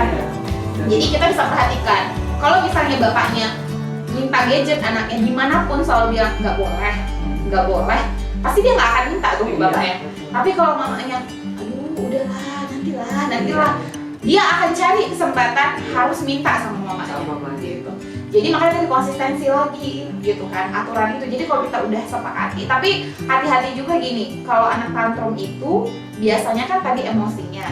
Kita harus lihat pernah nggak kita ngajarin dia untuk ngasih tahu misalnya kalau main gadget kapan waktunya gitu. Terus kita harus kasih tahu kalau di luar nggak boleh main gadget. Jadi begitu dia tantrum kita biarkan dia sudah sampai dia tenang. Kalau dia tenang baru kita ajak bicara. Tadi kan mama kita udah sepakat dimanapun tidak boleh main gadget kecuali di rumah misalnya gitu ya, aturannya apa gitu ya. Misalnya ada juga 15 menit ya setelah handphonenya bunyi gadgetnya mama ambil. Nah masalahnya kalau di tempat umum kadang-kadang orang tua nggak mungkin lah nih saya nggak kasih dia nangis-nangis. Untuk mengajarkan anak justru orang tuanya harus rela juga. Kalau misalnya nih di Karo itu banyak pesta ya kak, jadi anaknya dibawa pesta gitu nikahan misalnya, biasanya dikasih gadget biar anteng. Nah sebaiknya misalnya itu contoh yang perlu diterapkan, udah dijanjikan nih dari rumah nggak boleh pegang gadget di sana misalnya. Kalau dia nangis minta bawa pulang. Masalahnya begitu orang tua nggak siap, begitu kan balik lagi tadi kan karena kondisi dan keadaan, makanya itu perlu dibiasakan di rumah. Itu mungkin kalau misalnya aku bisa bilang itu kayak kita diskusi dulu sama anak peraturan yang ini dan tidak, terus itu harus konsisten dilakukan dan si orang tua juga harus komitmen harus dilakukan. Jangan tiba-tiba juga dia tantrum terus kita marah tapi nggak tahu aturannya apa gitu kan. Kadang-kadang sogokan itu yang paling ini gitu. Atau Indomaret misalnya gitu. Nah itu kan mengalihkan yang ya udah aku nangis aja nanti dikasih lagi ke Indomaret gitu. Dan itu sering gitu memang muncul gitu. Yang sehari-hari didapati begitu. Selanjutnya ada semangat terus untuk Serenity. Terus ada dunia IT, hal apa saja yang perlu dilakukan agar penggunaan gadget dapat bersifat positif di dalam kehidupan anak balita? Gimana aja yang biar bisa positif? Tadi ada beberapa yang sudah kita bahas ya prosesnya. Pasti yang pertama itu pahami dulu medianya itu mau ngajarin apa sih ke anak gitu. Misalnya kayak Cocomelon gitu, kayaknya kan anak-anak gak masalah senang. Sebenarnya nggak ada yang salah gitu ya dengan prosesnya, tapi mau ngapain gitu, mau diajarin apa dengan itu. Bisa juga itu dipakai misalnya tadi ngajarin cara berpikir apa yang tadi dia tonton, coba ceritain. Nah itu kan bahasa untuk dia belajar menceritakan cerita soal apa yang dia dengar, daya ingatnya bisa ngerti nggak dia pertanyaan apa, siapa, mengapa, apa yang dia lakukan gitu. Itu kan bisa dilakukan gitu. Misalnya tadi warna apa tadi baju ininya, nah itu kan fokusnya tadi nggak dia ke situ gitu. Jadi pahami dulu medianya, terus bagaimana kita mendampinginya, tujuannya untuk apa gitu. Nah intinya sih itu tadi ya, peran orang tua itu nggak bisa, jangan dihilangkan gitu dengan yang seolah-olah gadget itu udah bisa menggantikan kita gitu, nggak bisa gitu. Itu yang sekarang terjadi kan seperti itu terjadi ya. Yang akhirnya banyak yang juga gitu dari perkembangan. Berarti kalau kita bilang gadget itu perlu, tapi harus ada pengawasan dari orang tua. Iya. Bukan solusi, bukan obat, bukan ini. Tapi itu jadi kayak kita gunakan sebagai stimulus untuk si anak dan perkembangan anak untuk supaya lebih baik ke depannya. Tools yang harus kita, jadi jangan gadgetnya yang jadi bosnya gitu. Ya kitanya dong yang jadi bosnya gitu, mau diapain gitu. Seolah-olah kayak gadget itu adalah segalanya gitu kan, nggak bisa hidup tanpa itu gitu. Kenapa enggak? Hanya kita sebagai orang dewasa yang kadang nggak tahan. Anak kita lari-lari, kita yang pusing. Iya. Itu kan. Biar cepet. Iya kan, berarti bukan anaknya yang bermasalah. Iya. Orang lain. Gitu. Kiranya nggak mau repot, akhirnya ya udah gitu. Terus habis itu ada juga dari Parasian Sri Tengah, apakah saat anak diberi gadget akan akhirnya berdampak negatif atau adakah hal yang positif? Kayaknya tadi kita udah agak bahas ya. Jadi sebenarnya ada juga hal positif, tapi itu tadi perlu pendampingan nanti gitu. Jadi bukan hanya gadgetnya dikasih aja, tapi kita sama-sama melihat sama anaknya ini gadget tentang apa, terus ada interaksi, ada tanya jawab sama si anaknya supaya si anaknya juga begini harus begini rupanya. Kadang kan mungkin karena kesibukan orang tua ya, kayak nggak ada waktu. Justru dia ngasih gadget itu karena nggak ada waktu gitu. Ya kalau memang tadi ada pengasuh, turunkan gitu kan ke pengasuh. Tapi konsisten juga pengasuhnya. Nah masalahnya berat kadang kakek nenek. Iya betul. Itu itu beda pola aslinya beda. Iya.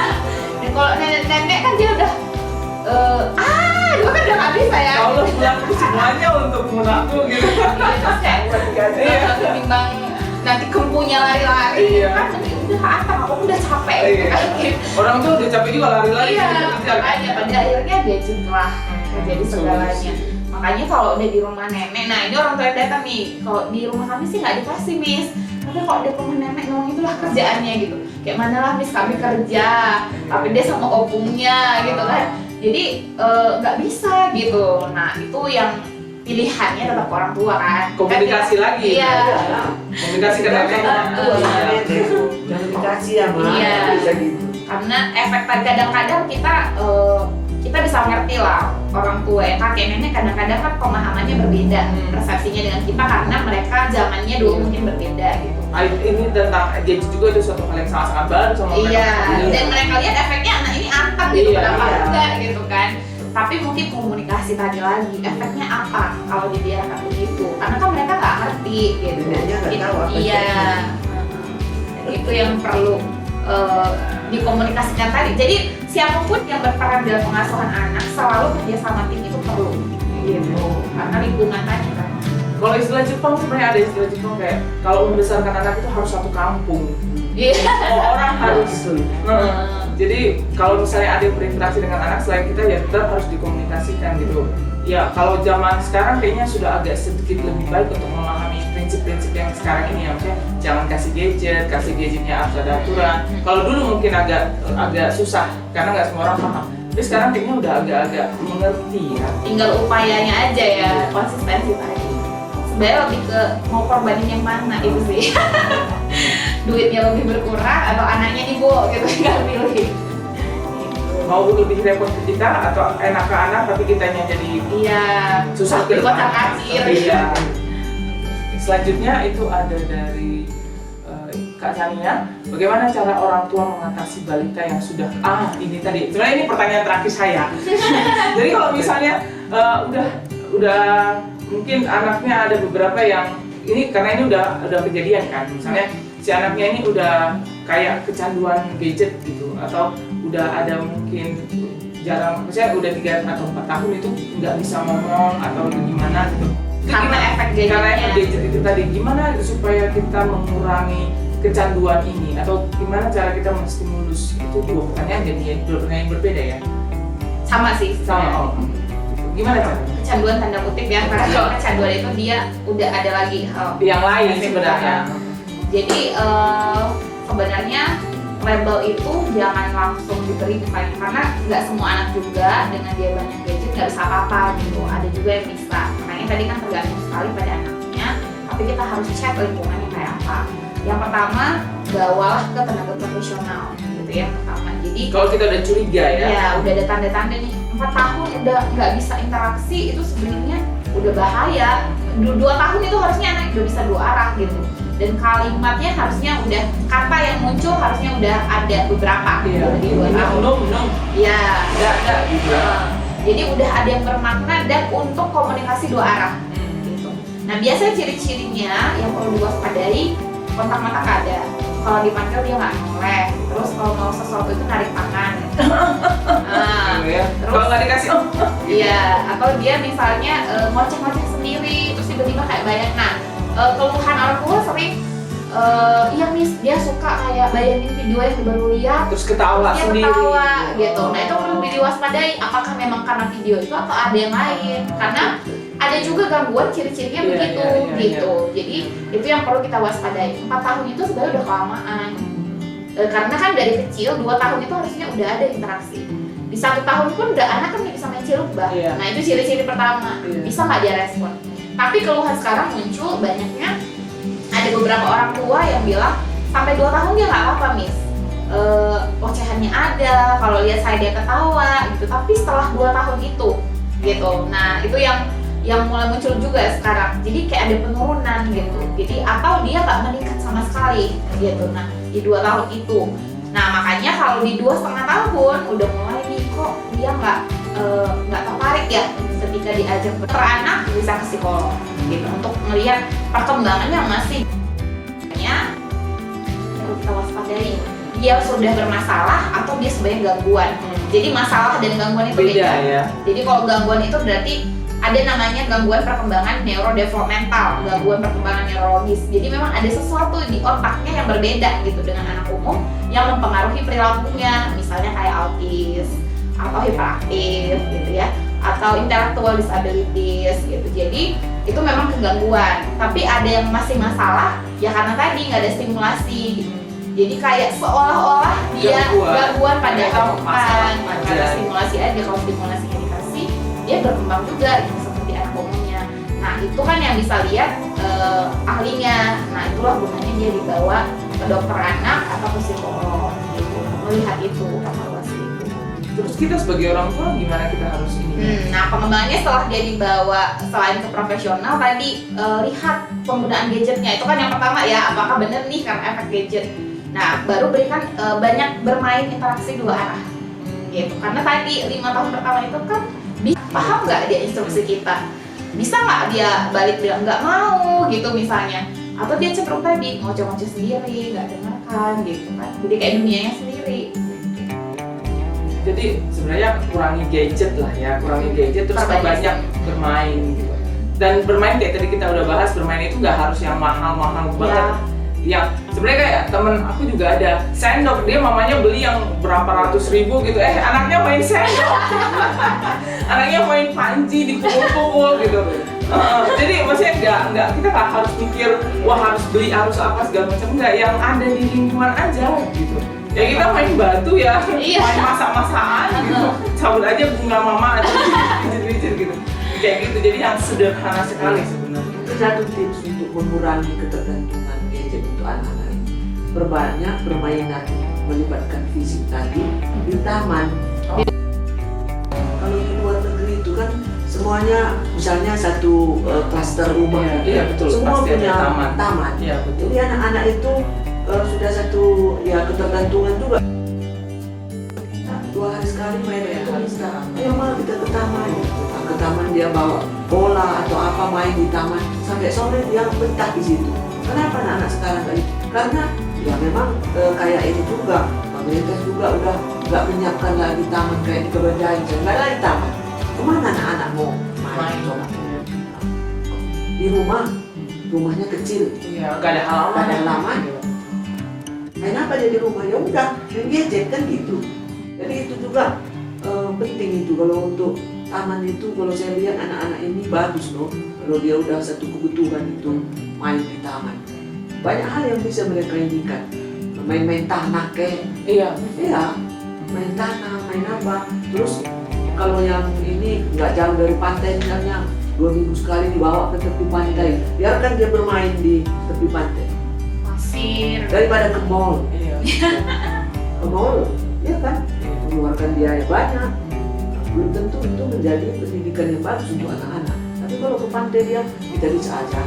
Itu laut seperti ini, itu seperti ini. Ini belalang nih, Iya, gitu ya. biasa, Itu semut, kan? emang bener. Kalau lagi ke hutan, dibawa ke hutan sekali. Itu kan bagus untuk anak-anak. Terus bisa ketemu rekanan yang seumuran, jadi Iya. bisa belajar komunikasi sama Bisa temannya, aja. gitu ya. Itu kayaknya mengurangi ya ketergantungan ke gadget anak-anak ini perlu. Jadi kembali lagi ke konsistensi orang tua tadi.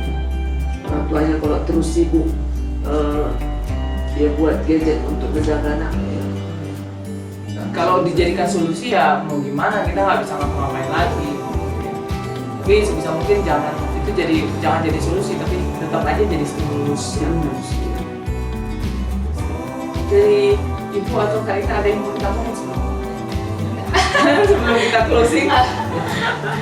Udah sih secara umum intinya gadget itu bukan jangan gadget yang ngatur kita, tapi harus kita yang ngatur gadget. Karena bagaimanapun kita nggak bisa menghindari gadget, karena memang kita mau nggak mau itu memang alat yang memudahkan kita juga gitu, dan itu membantu juga untuk perkembangan anak. Misalnya seperti saya yang interaksi dengan anak, kayak suara-suara hewan itu akan sangat membantu, lebih tertarik lah dia dengar suara itu daripada suara saya gitu kan, dengan berbagai karakteristiknya gitu.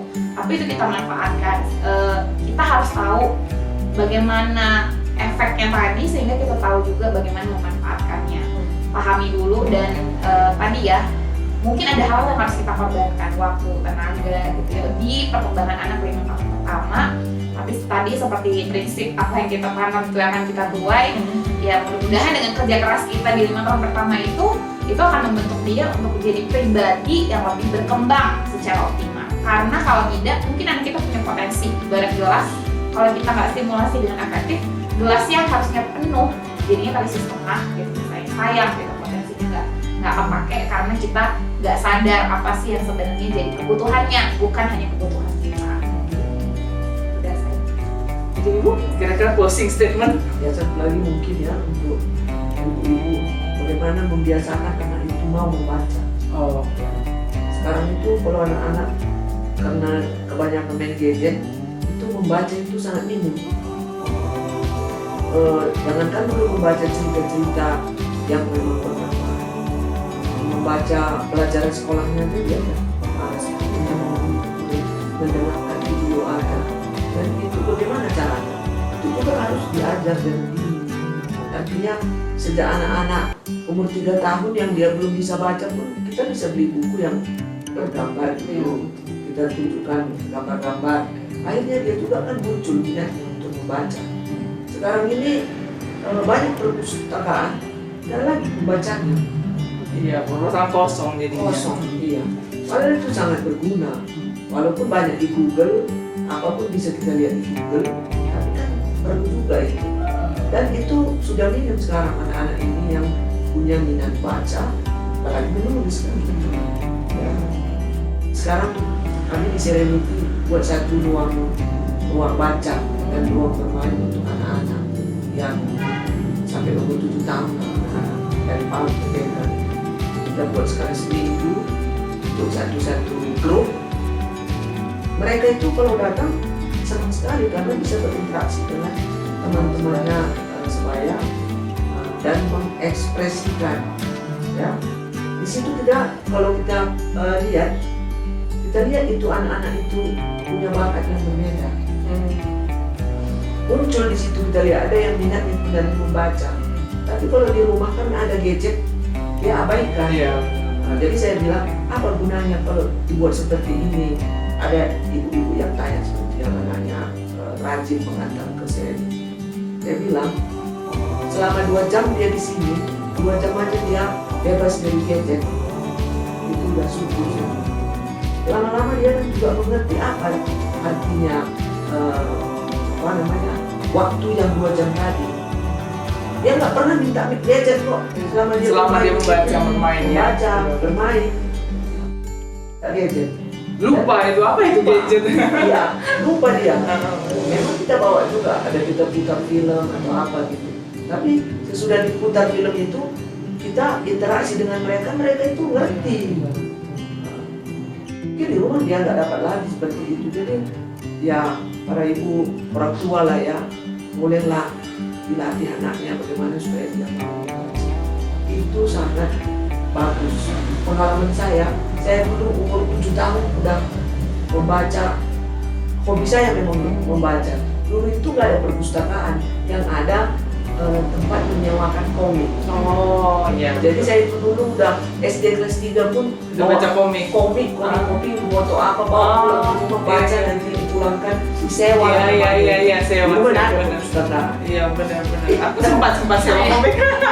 Sewa komik. Iya, sewa komik. Sekarang kan udah enak kali orang. Iya. Anak ini diberikan sama orang tuanya 1 seri malah. Iya. Dia minta 1, dia kasih 1 seri 20. Kalau kita dulu harus nggak bisa langsung banyak kan, 1 dulu, habis ini balikin lagi. Pulang baca ini selesai itu Balikin lagi ya. Belum pakai uang jajan. Iya. Sama orang tua. Iya, benar. Kasihnya. Iya, benar. Belum lagi kalau ketahuan apa yang kau baca itu. Saya pernah loh komik saya dibakar sama karena dilihatnya setiap hari baca komik. Oh, iya. Tahu itu sangat berguna. Karena komik pun tetap juga itu ada media untuk kita belajar Iya. sebetulnya. Dan itu membuat kita akan mencari lagi buku-buku apa yang perlu dibaca gitu. Itu kayak starternya ya. Iya. Jadi kehausan kita. Iya. Ini buku apa lagi ya? Iya, betul. Sampai sekarang saya kalau nggak baca nggak bisa tidur. Oh, Terus wah. baca terus pagi-pagi begitu udah jam 4 bangun harus baca dulu, kalau nggak bisa masuk apa-apa. Jadi minat baca itu sekarang anak-anak ini kurang. Perlu juga dipupuk, itu juga di tengah keluarga. Kalau di sekolah berapa jam juga ada di sekolah?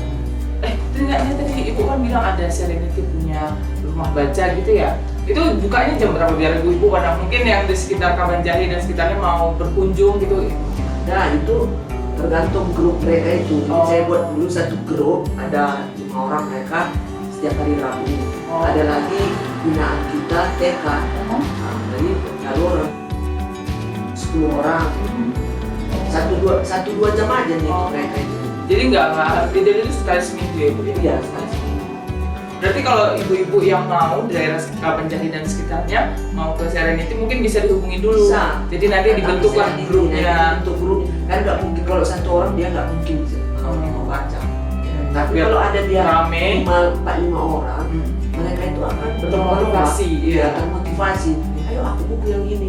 Dan bukunya itu semua buku yang bekas buku bacaan anak-anak saya masih kecil. Oh, banyak berarti. Banyak. Ya? Oh, Ada ratusan. Jadi daripada ini buku nggak ada gunanya, akhirnya saya buat perpus kecil-kecilan lagi Serenity di lantai 2 di sebelah ruangan itu. Oh, iya. Karena buku nggak akan pernah bisa kadaluarsa kan, Iya. tetap ada ilmunya, tetap Dan saya walaupun- dulu itu kan saya simpan semua di lemari. Anak saya udah pada jauh, cucu juga udah nggak ada di sini. Buat apa ini buku ini yang terpikir? Ya udahlah, ini dimanfaatkan bagi orang banyak. Saya masih pinjam loh edisi Sherlock Holmes. Oh, Iya. Agatha Christie. ada Christie Sherlock Holmes, ada lagi nggak? Saya Itu apa namanya? Harry Potter. Ada yang mau Harry Potter. Conan. Oh, Conan Ada. ada. Banyak sih. Harry Iya, Potter. iya. Sekarang ini malam kemarin dikirim sama Itea yang bahasa Inggris punya. Nggak apa-apa mak, taruh aja situ yang masih 9 tahun nanti Iya, anak-anak yang udah bisa betul. bisa dikasih. Ya udah begitu. Nggak ada kita beli. Semuanya ini Yang udah Warisan. Iya, warisan. warisan dari anak-anak. Iya, betul. Karena buku nggak akan pernah kadaluarsa. Iya, sayang kan nggak dibaca. Candy ada loh. Ya, Candy. Banyak di situ. Iya, ya. Iya. Oh, iya kali aku dulu. Iya. Namanya. Ada ya pokoknya komik-komik yang terkenal pada masa itu ada tuh di Oh, situ. iya. Nanti. Dulu ada Tintin udah. Oh iya Tintin. Wah. Tintin. Iya. Tuh, ayo ibu-ibu ya ini kan memperkenalkan. Iya, Kalau sekarang kayaknya komik-komiknya udah jarang yang model kayak dulu. Jarang, ini sekarang serius. Apa Iya. itu Naruto lah itu kan. Iya. Apalagi itu tuh nggak yang buat apa memicu kita belajar. Itu udah yang masalah hidup sebetulnya ya. Iya. Aku baca nonton komiknya, aduh, kok jadi serius gitu. Iya. Berat anak-anak. Itu orang dewasa kalau yang sekarang. Jadi kalau ibu-ibu daerah Kabanjahe sekitarnya, mari hubungi Serenity, Ya, datang ke Serenity. beramai-ramai kita. Karena baca komik itu juga sistematika. Soalnya ada teman-teman yang dia nggak suka baca komik, nggak tahu tuh Nggak tahu bacanya bacanya dari mana. Iya. Karena semuanya berkotak-kotak kan, lagi Iya. kotaknya nggak jelas lagi. Karena ada yang panjang, ada yang pendek Iya. gitu kan. Nggak pandai dia. Kan itu berarti visualisasi, Iya. sistematika itu kan dilatih kan. Iya. Beda dia sama lihat video aja Iya, benar. gitu. Dan Karena- pemaknaan kan. Iya benar. Jadi kalau nonton video, kita nonton videonya yang gerak. Kalau komik atau Kotak gitu ya, Pak. iya, gitu. Imajinasinya. Orang yang mau baca pasti pintar nulis. Iya benar. Saya juga ketawa. Iya. Apalagi Harry Potter kan deg-degan tuh. Harry Potter yang seperti ini tebalnya ada di Iya. situ. Oh, mari. Kalau ibu datang, ibu anaknya baca yang lain, ibu baca Harry Potter nggak boleh. Mengenang Dia mau menang masa lalu Tintin kayak gitu. Jadi ada me time sendiri anaknya punya. Ibunya punya relax ya. Gak usah pikirin kerjaan rumah jangan. Iya. Mungkin pembicaraan kita sampai di sini. Tapi mungkin saya mau kasih apa namanya? Banyak sebenarnya yang udah kita bahas ya. Banyak banget dan aku pikir itu semuanya rata-rata inti gitu. Tapi aku mau kasih kayak gambaran yang kecil gitu kan. Jadi kalau misalnya untuk kita, jadi perlu untuk diskusi dengan anak peraturan-peraturan apa yang kita mau si anak ini ikuti dan anak bersedia untuk mengikuti. Jadi setelah kita diskusi, maka si anak tahu peraturan-peraturannya sendiri dari dirinya. Dan setelah kita buat peraturan itu, maka kita harus baik kita, anak, suami, keluarga dan baik itu mungkin nenek, kakek, pengasuh juga termasuk, kita harus konsisten dan kita harus berkomitmen dan kita harus rela. Walaupun si anak ini tantrum, nanti nangis atau apa segala macam, kita harus rela supaya Tega. Iya, kita harus tega supaya dan konsisten supaya si anaknya baik ke depannya. Jadi nggak apa-apa lah kita repot sementara ini untuk ke depannya. Terus kalau misalnya kita mau kasih gadget, baiklah kita gunakan itu sebagai stimulus dan bukan solusi. Jadi ketika kita kasih gadget, mari kita dampingi si anak itu.